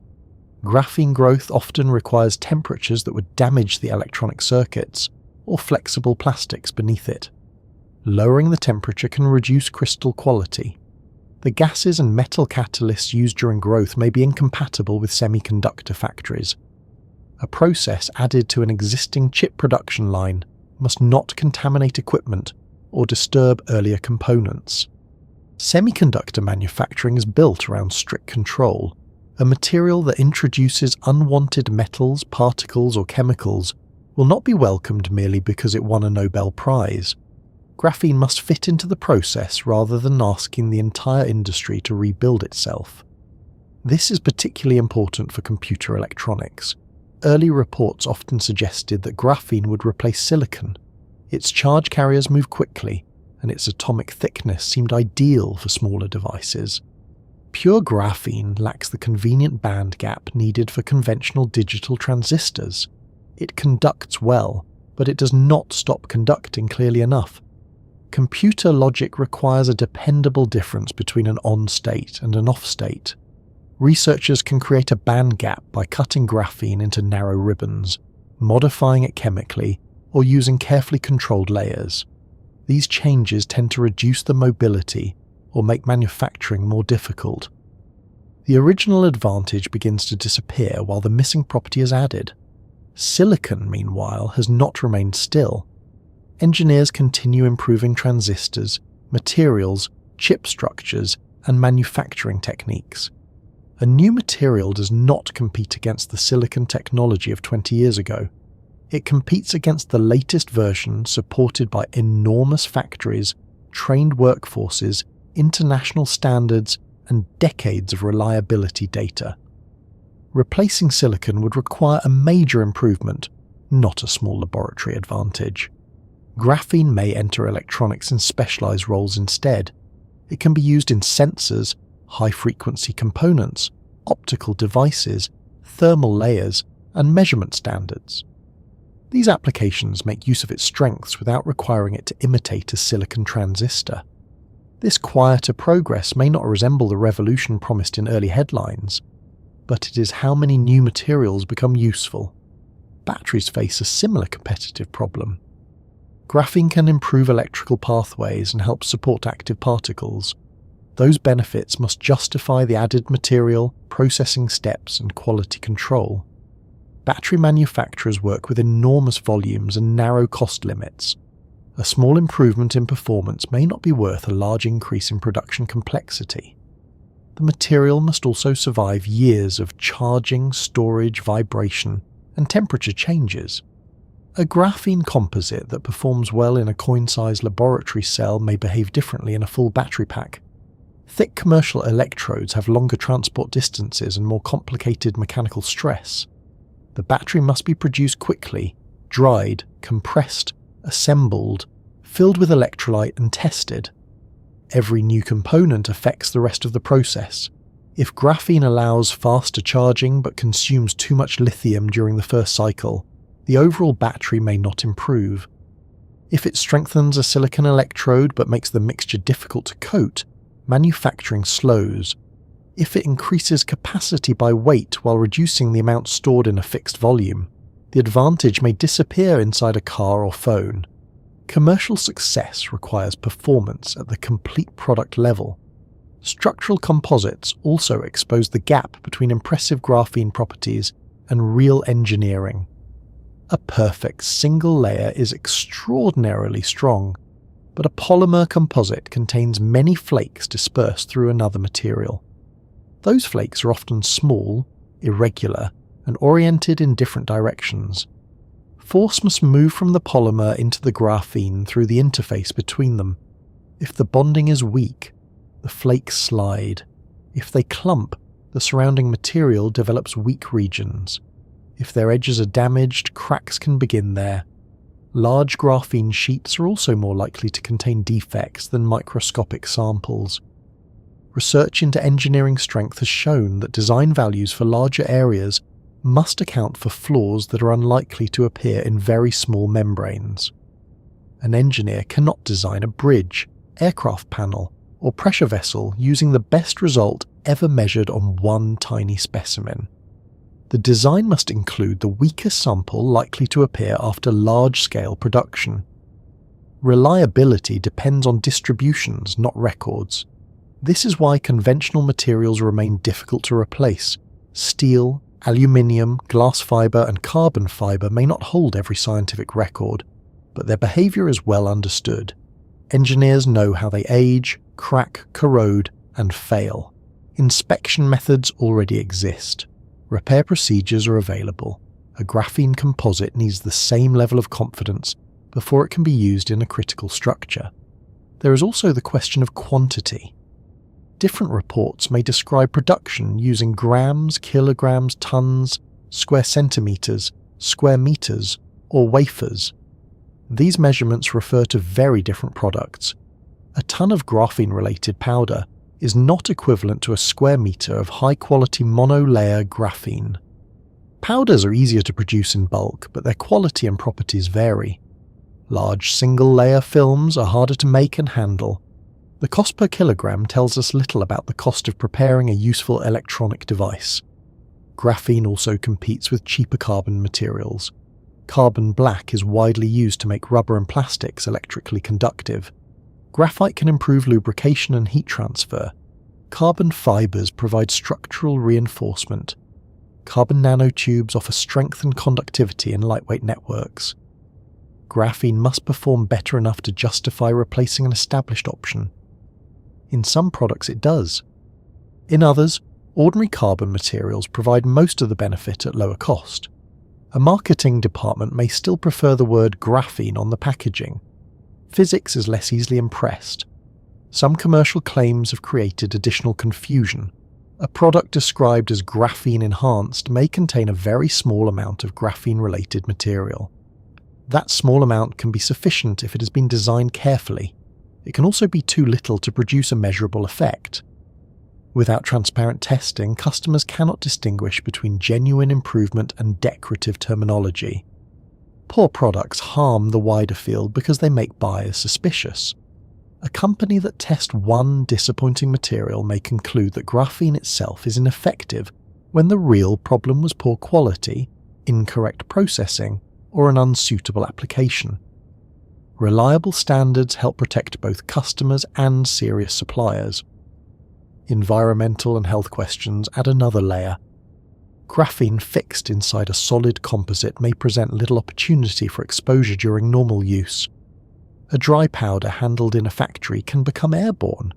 Small flakes may be inhaled or settle on skin.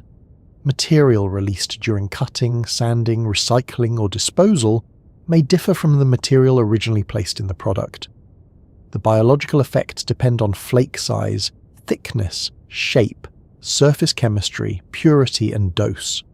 Graphene oxide does not behave exactly like pristine graphene. Large flat sheets interact with cells differently from small sharp fragments. There is no single safety statement that applies to every form. Manufacturers need exposure controls, reliable material descriptions, and tests that match the actual product lifecycle. Medical applications require even more detailed evidence because the material may contact tissue or enter the body. Safety testing takes time, particularly when materials are produced by changing methods. A study on one carefully characterized sample cannot automatically clear every commercial powder using the graphene name. Regulation may also differ between countries and applications. A coating for sporting equipment does not face the same approval process as an implantable medical sensor. A battery additive has different requirements from a water filter. Graphene is not being delayed by one obstacle. It is being slowed by many smaller obstacles that appear in different combinations. For one application, purity is the main problem.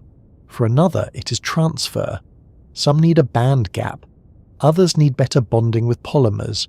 A battery may be limited by restacking. A sensor may be limited by unwanted molecules covering the surface. A medical device may be limited by long-term safety data. A spacecraft component may be limited by qualification testing. Solving one problem does not solve the others. Funding and expectations influence the pace as well. When a material receives intense attention, research money and business investment arrive quickly. New companies form, patent applications increase, universities announce breakthroughs, and newspapers prefer the most dramatic possible future. This can create pressure to describe every improvement as a step toward revolution. A better laboratory result becomes a future product. A possible product becomes an industry transformation. A prototype becomes something that appears to be arriving next year. The calendar moves forward more reliably than the manufacturing line. When the predicted transformation does not appear, interest can turn into disappointment. The material enters what is sometimes called a period of disillusionment. People begin asking whether it was overhyped or whether the whole idea failed. Usually the truth is less dramatic. A small number of applications move forward. Others are abandoned. Researchers learn which properties survive manufacturing. Companies identify customers willing to pay for the improvement. Standards become clearer. Production becomes more consistent. The technology stops trying to change everything and begins doing a few things well. Graphene has already moved into this stage. Commercial activity has been stronger in areas such as polymers, coatings, thermal materials and energy storage than in the digital electronics that dominated early predictions. These applications can use flakes or composites and do not always require a perfect atomic sheet. That does not mean advanced electronics have been forgotten. Pilot production lines are being developed to help researchers and companies test graphene and other two-dimensional materials using processes closer to semiconductor manufacturing. The aim is to reduce the cost of moving from a university device to a factory-compatible prototype. Shared pilot facilities allow smaller companies to experiment without building an entire semiconductor plant, which would be an ambitious response to a promising sensor. These facilities also reveal practical problems earlier. A device that works when produced by one researcher may fail when the process is automated. A material may be incompatible with common cleaning chemicals. A contact may vary across a full wafer. The yield may be too low. Yield is the fraction of devices that work correctly after manufacturing. A laboratory may celebrate one successful device out of several attempts. A factory needs most devices to work. Low yield raises cost because time, material and equipment are spent producing parts that must be discarded. Graphene devices may fail because of tears, contamination, uneven doping, poor contacts, or variation across the film. Improving yield requires control at every stage, including growth, transfer, patterning, cleaning, and packaging. Packaging is easy to overlook. A graphene sensor may respond beautifully in open air, but a commercial device must be protected from moisture, dust, touch, and accidental damage. The protective coating can reduce sensitivity, or change the electrical properties. A flexible film must be connected to rigid electronics somewhere. That boundary often receives the greatest mechanical stress. The graphene may survive thousands of bends while the metal contact beside it cracks after a few hundred. The failure belongs to the device even when the graphene remains perfect. Cost includes more than the price of carbon. Carbon itself is abundant. Graphene is not expensive because carbon atoms are rare.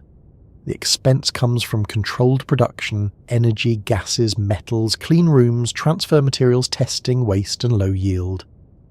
A tiny amount of graphene may require a long series of careful steps. The final product must absorb the cost of all of them. Processes become cheaper as they scale, but scaling only helps when there is enough demand. Customers wait for lower prices, while producers wait for larger orders. This creates a familiar industrial pause in which everyone agrees the future is promising and would prefer someone else to pay for the first large factory. Successful applications often begin where graphene offers a benefit that cannot be obtained easily by cheaper materials. A sensor that detects a molecule at lower concentration may justify an expensive active layer because very little graphene is required. A resistance standard can justify specialized production because accuracy matters more than volume. A spacecraft component may accept higher cost if weight savings improve the mission. A disposable package is less forgiving. The material must cost almost nothing and be produced in huge quantities. The revolution has therefore not arrived as one visible event. There was no morning when steel, silicon, and plastic disappeared and every object became one atom thick. Instead, graphene is entering technology through narrow doors. It appears as a small additive in a composite, a thin layer in a sensor, a conducting network in an electrode, or a specialized component inside laboratory and industrial equipment. This pattern is common in materials history. Aluminium was once difficult and expensive to produce, before improved processing made it widely available. Carbon fiber spent decades in specialized applications before becoming familiar in aircraft, vehicles, and sporting equipment. Silicon electronics required sustained advances in purification, manufacturing, design, and quality control. A material discovery can happen in one experiment. An industry requires thousands of improvements that rarely receive the same attention.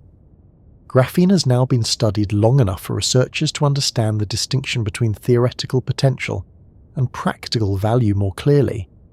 The question is no longer whether graphene has exceptional properties. That has been established. The question is which products can preserve enough of those properties at a useful scale and at an acceptable cost. Answering it requires less excitement and more measurement.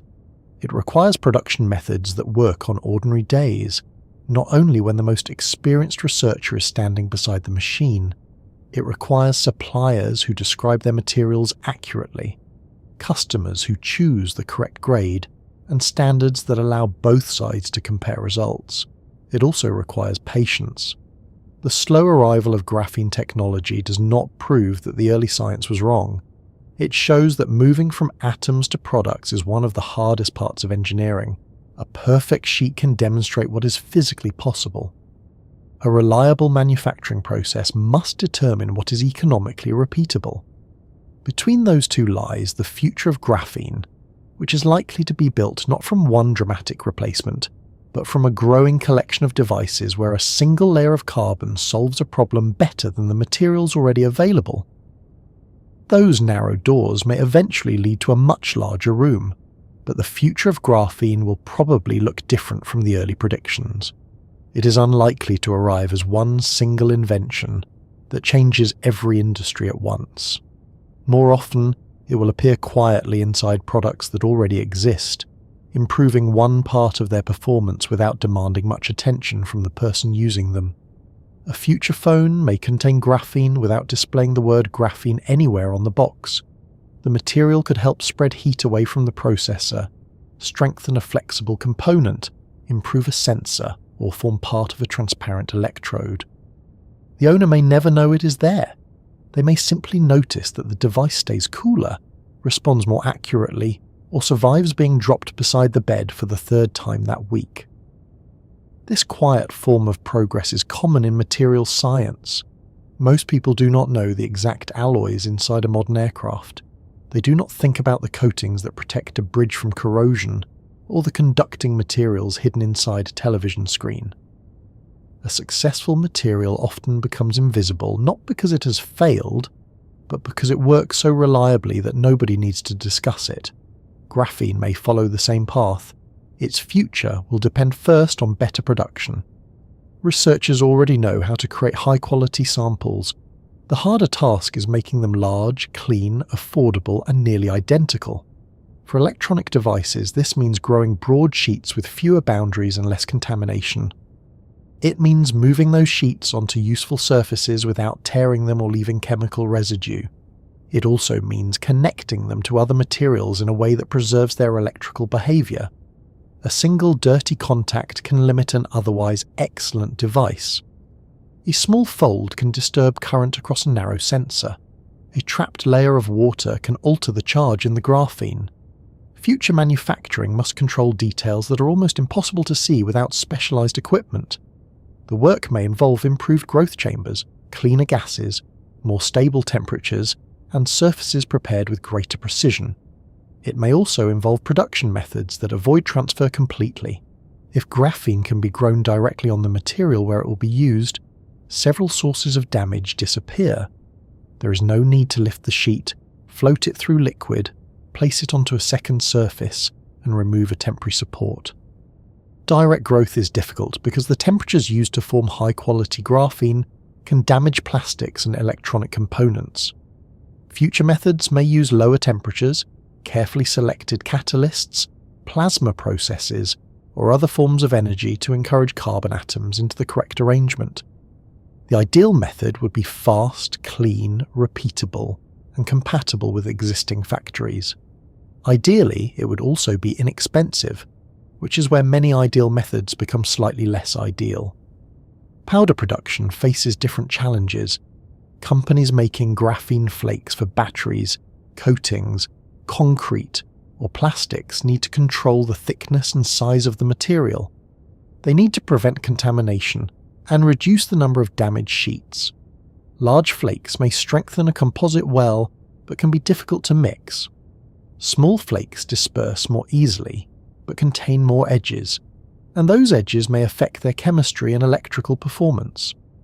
Thick flakes are cheaper to produce but provide less surface area, and behave more like graphite. Future suppliers will probably offer several carefully defined grades, rather than one material simply labelled graphene. A battery company might purchase conductive flakes designed to form electrical networks.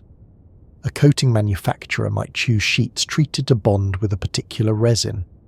A medical research group might require highly purified material with a controlled surface. This specialization will make graphene less mysterious and more useful. Steel is sold in different grades because no single type is best for every structure. Plastic comes in many forms because a drinks bottle, a medical tube, and a car bumper have different requirements. Graphene will become easier to use when buyers can select a product based on measured properties rather than a general promise of extraordinary performance. Better standards will support this change. A supplier should be able to describe the number of layers, flake dimensions, level of defects, chemical composition, conductivity, and purity. The customer should be able to verify those claims using agreed methods. Consistent language sounds less exciting than a new discovery, but it is essential for industry. A material cannot become dependable if everyone uses the same name for different substances. Once production becomes more reliable, the most successful applications may be those that use several graphene properties at the same time. A layer that only conducts electricity must compete with metals and other carbon materials. A layer that conducts electricity, transmits light, bends repeatedly, and senses pressure offers a more unusual combination. This could lead to flexible surfaces that act as both controls and sensors. A future vehicle interior might contain thin touch-sensitive panels built directly into curved surfaces. A medical patch could measure movement, temperature, and electrical signals while remaining comfortable against the skin. A robot could use a flexible outer layer to detect pressure across a large area. Artificial skin is one area where graphene-based sensors may become useful. Human skin does much more than cover the body. It detects pressure, temperature, texture, pain, and movement. It stretches around joints and survives repeated contact. A robotic surface does not need to copy every detail of human skin, but it benefits from being flexible and sensitive. Networks containing graphene can change their electrical resistance when pressed or stretched. Several sensor types can be combined to recognize different forms of contact. A robotic hand could use such a surface to hold delicate objects without crushing them. A prosthetic hand could measure pressure and provide information to the user. Industrial robots working beside people could detect unexpected contact more quickly. The main challenge is not creating one sensitive point. It is building a large surface with thousands of reliable points, connecting them to electronics and interpreting the stream of data. A sensor that reacts to everything can become difficult to understand. Pressure, heat, moisture, and stretching may all change the signal at once. Future devices will need designs and software that separate those effects. Graphene may provide the sensing layer, while computation decides what the signal means. Healthcare could use similar systems. A thin patch might follow breathing, pulse, muscle movement, skin temperature, and chemical changes in sweat. The device could communicate with a phone or medical monitor. For everyday health tracking, it would need to be comfortable, inexpensive, and safe during long use. It must continue working while the wearer moves, sleeps, washes, and occasionally forgets the device is attached. Medical monitoring also requires accurate interpretation. A change in sweat chemistry may reflect exercise, diet, stress, temperature, or illness.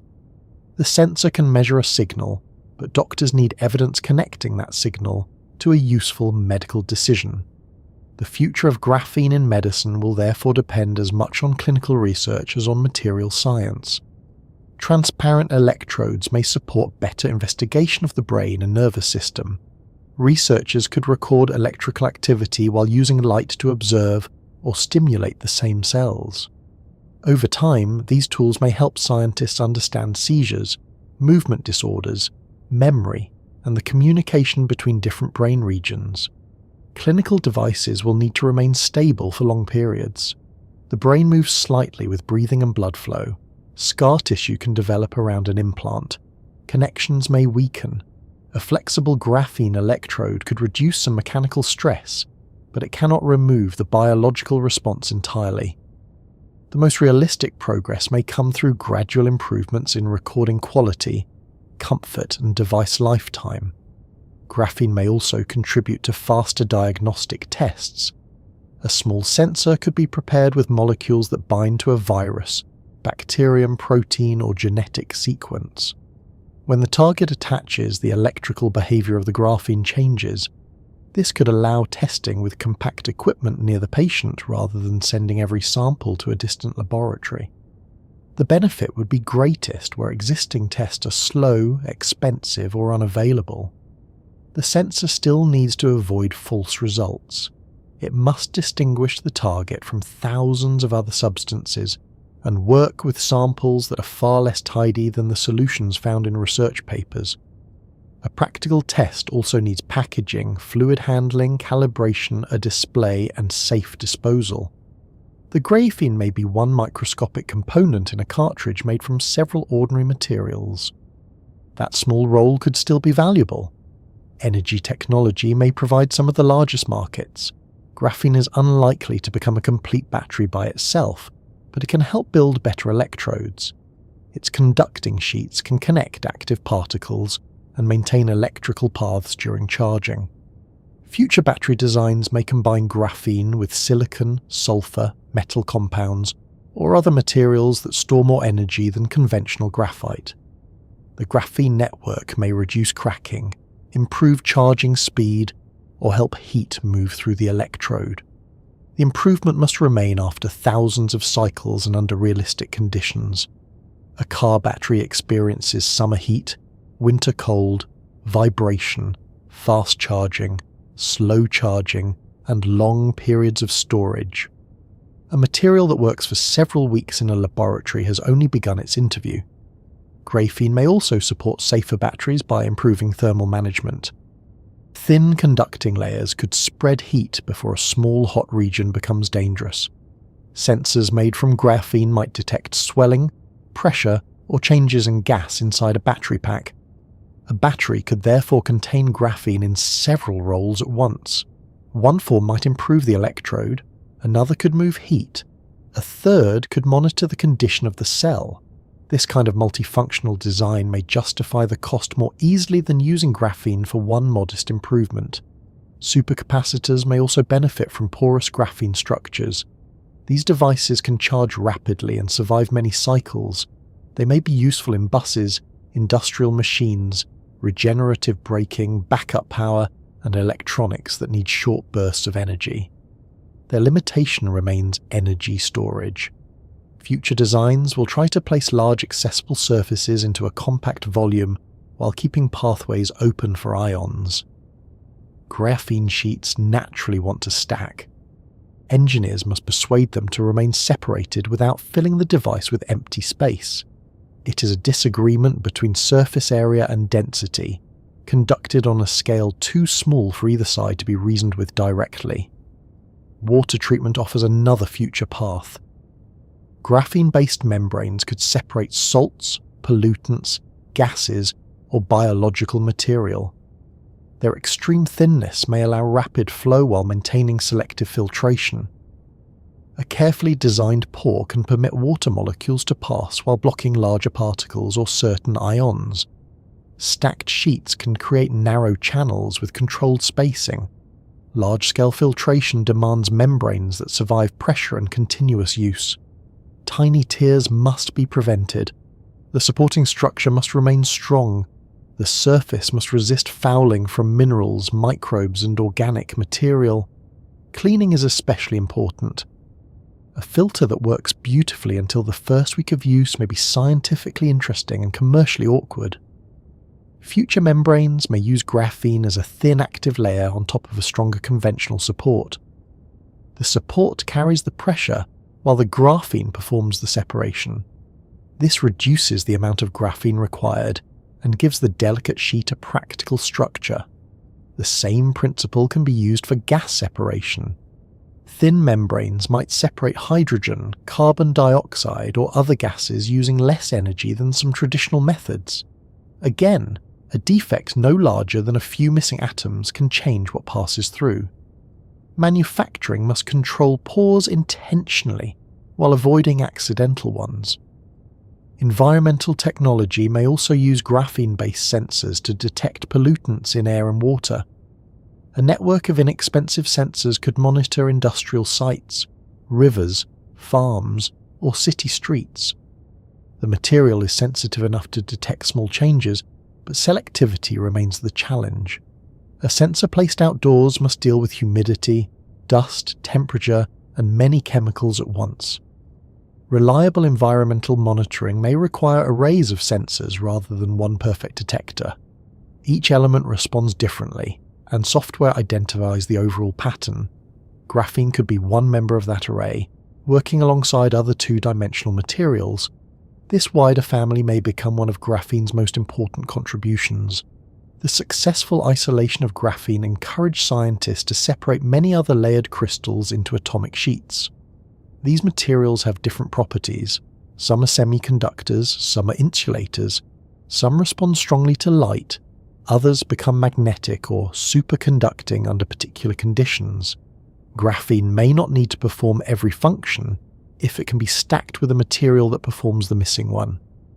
A graphene layer can carry charge, an insulating layer can separate electrical regions, a semiconductor layer can switch current or absorb light.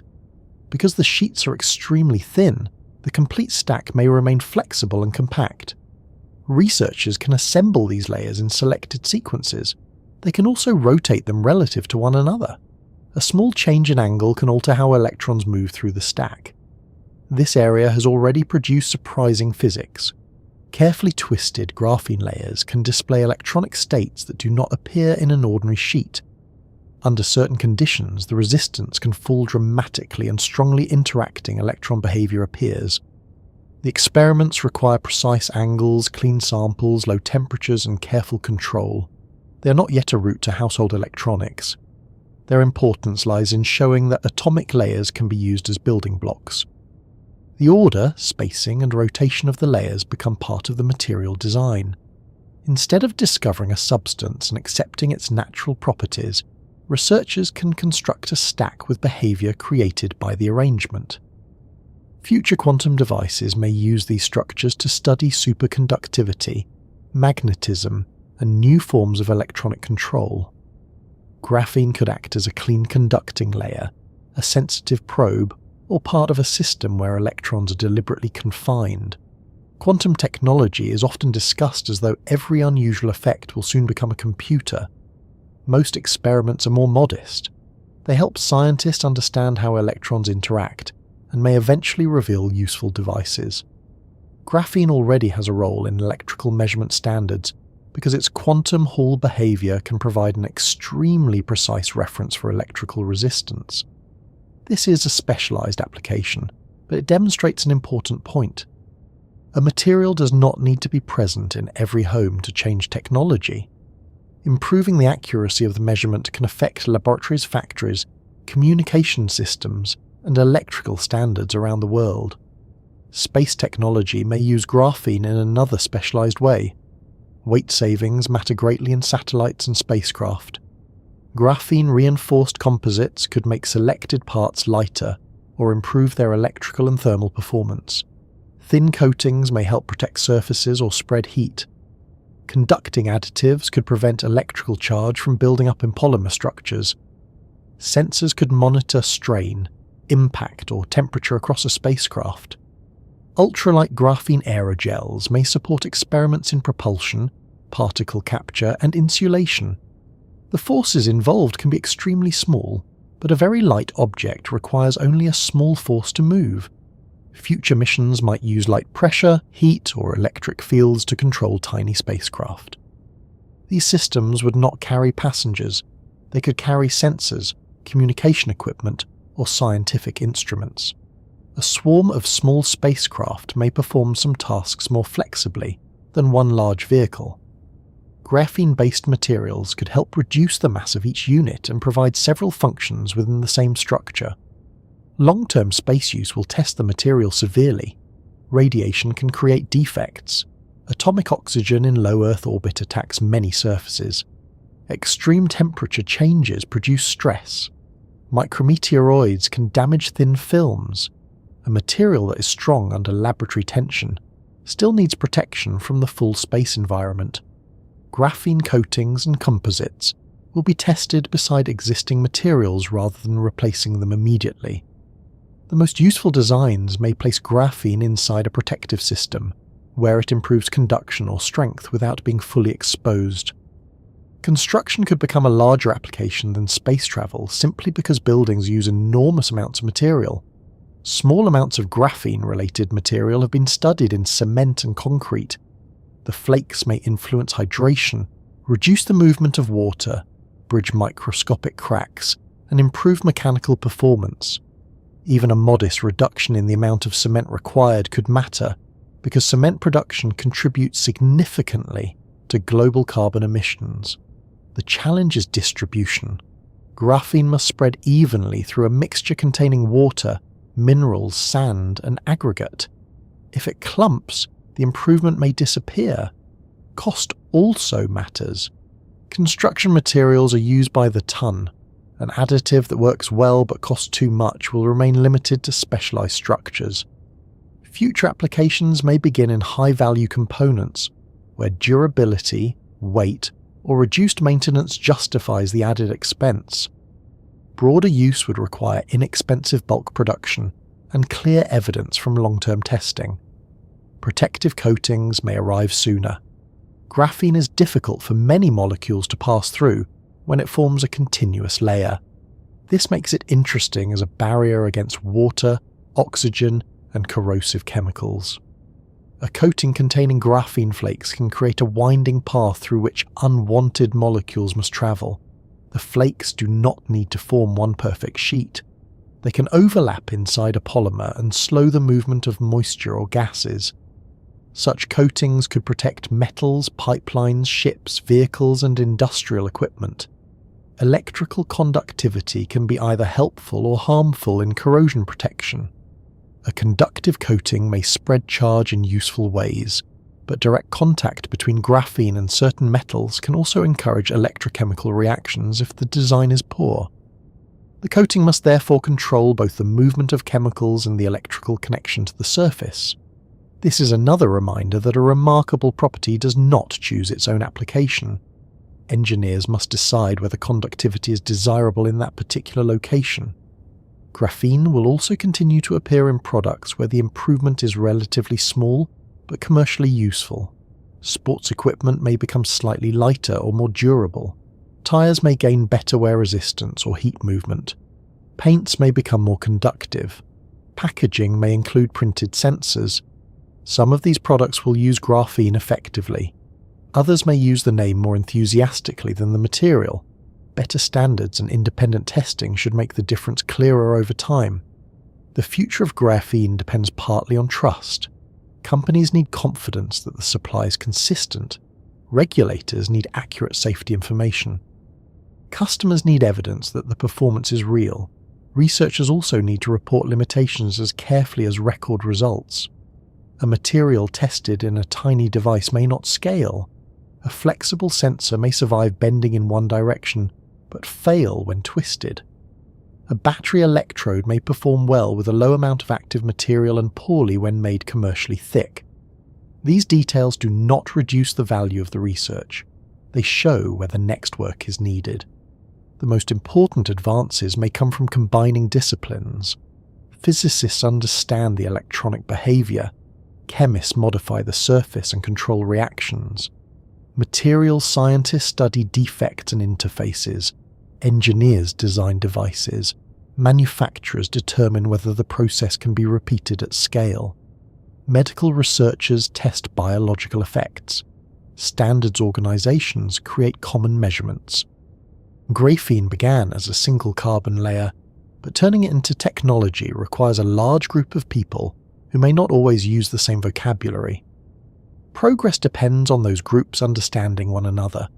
A chemist may describe a surface treatment as successful because it attaches the desired molecule. An electrical engineer may discover that the same treatment reduces conductivity. A manufacturer may find that the process takes too long. A doctor may ask whether the device can be sterilized. None of them is wrong. They are measuring success by different requirements. The final product must satisfy all of them well enough. This is why the future will probably contain fewer miracles and more carefully designed compromises. Graphene device may not preserve the highest possible strength, conductivity, flexibility, transparency, and sensitivity at the same time. It will preserve the combination needed for one job. That job might be a transparent electrode that continues working after repeated bending. It might be a battery network that keeps silicon particles connected. It might be a neural sensor that records signals while allowing light through. It might be a coating that reduces corrosion. It might be a thermal layer inside a satellite. Each success will be narrower than the phrase wonder material, but far more useful. The original pencil and adhesive tape experiment showed that a one-atom, thick crystal could exist and could be measured. What followed was not one discovery but an expanding set of questions. Researchers learned how strong the carbon bonds were. They watched electrons move through a two-dimensional lattice. They measured light passing through a conducting sheet. They bent the material, stretched it, heated it, cooled it, placed it on other surfaces, and combined it with thousands of different substances. The results revealed both extraordinary properties and stubborn limitations. Graphene can carry electrons quickly, but pure graphene does not switch off like silicon. It can be stronger than steel by weight, but large sheets contain defects. It can conduct heat extremely well, but interfaces slow the transfer. It can detect tiny changes, but it also responds to unwanted contamination. It can improve batteries, but it does not remove the chemical limits of the active materials. It can bend, but the contacts and supporting layers must bend with it. The future depends on working with these limitations instead of pretending they are not there. That is often how mature technology begins. The questions become more precise, the claims become less dramatic, the manufacturing improves. A few applications prove themselves, and the material finds a stable place. Graphene may never replace every major material around us. It does not need to. Steel will remain useful where thickness, cost, and established engineering matter. Silicon will continue supporting computing. Copper will carry current. Glass will provide transparent surfaces. Plastics will remain flexible and easy to shape. Graphene can join them. Its role may be small in volume but large in effect. A layer only one atom thick does not need to occupy much space to change how a device behaves. That is perhaps the most practical way to think about its future. Not as a substance that replaces the world, but as a material that allows selected parts of the world to become thinner, lighter, more sensitive, more flexible, or more efficient. And now, wherever you're listening from, you're probably surrounded by carbon. It may be in the wood of a table, the fabric of your clothing, the food in a kitchen, the plastic around a cable, or the graphite inside a nearby pencil. The carbon atoms in those objects are not unusual. What matters is how they are arranged. Place them in one structure and they form soft graphite. Arrange them differently and they form diamond. Connect them in one flat layer and they form graphene, a material thin enough to be nearly invisible and strong enough to challenge our expectations. If you have a pencil nearby, you might look at it differently now. The dark center is made from stacks of carbon layers. Every mark separates small fragments from those stacks. Somewhere among them, there may be sheets only a few atoms thick. The object itself remains ordinary. What has changed is the amount of detail you can see in it. That is one of the quiet pleasures of physics. It does not always give us a new world. Sometimes it shows us that the familiar world was far more complicated than it appeared. A pencil mark can contain a two-dimensional material. A transparent sheet can carry electricity.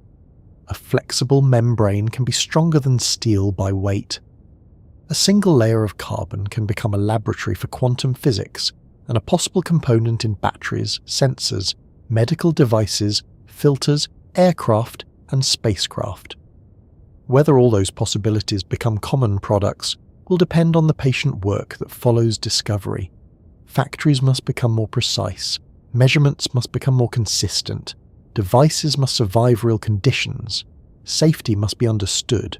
Costs must fall. Applications must prove that graphene offers something genuinely useful. That work is already happening, usually without dramatic announcements. A coating becomes more durable. A sensor becomes more sensitive. A battery electrode lasts longer. A manufacturing process produces fewer defects. These steps may not look like a revolution when viewed one at a time.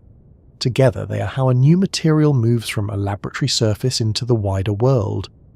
So the future written in a single layer of carbon is not fixed. It will be decided by which problems graphene can solve reliably, and which solutions people are willing to build at scale. For now, the material remains both impressive and unfinished. It has shown us what is possible at the smallest thickness matter can offer. The next task is learning how to preserve that possibility when the sheet becomes part of something larger. And as this long journey through carbon begins to settle, let me ask you the same kind of simple question with which we began. Is there a pencil somewhere near you tonight? Perhaps it is resting in a drawer, lying beside a notebook, or waiting under a piece of paper that has not moved for several weeks. It may look ordinary, and it is. That is what makes the story so interesting. One of the most remarkable materials ever studied was hidden inside something people had used for generations. If you found this exploration soothing, useful, or simply good company, you can give the video a like and subscribe to Physics with William. It helps these slow journeys through science reach other listeners who may enjoy learning something new while the room becomes quiet. And should graphene eventually appear inside your phone, your car, a medical sensor, or a spacecraft moving far beyond Earth, you may never see it. One atomic layer does not demand much room.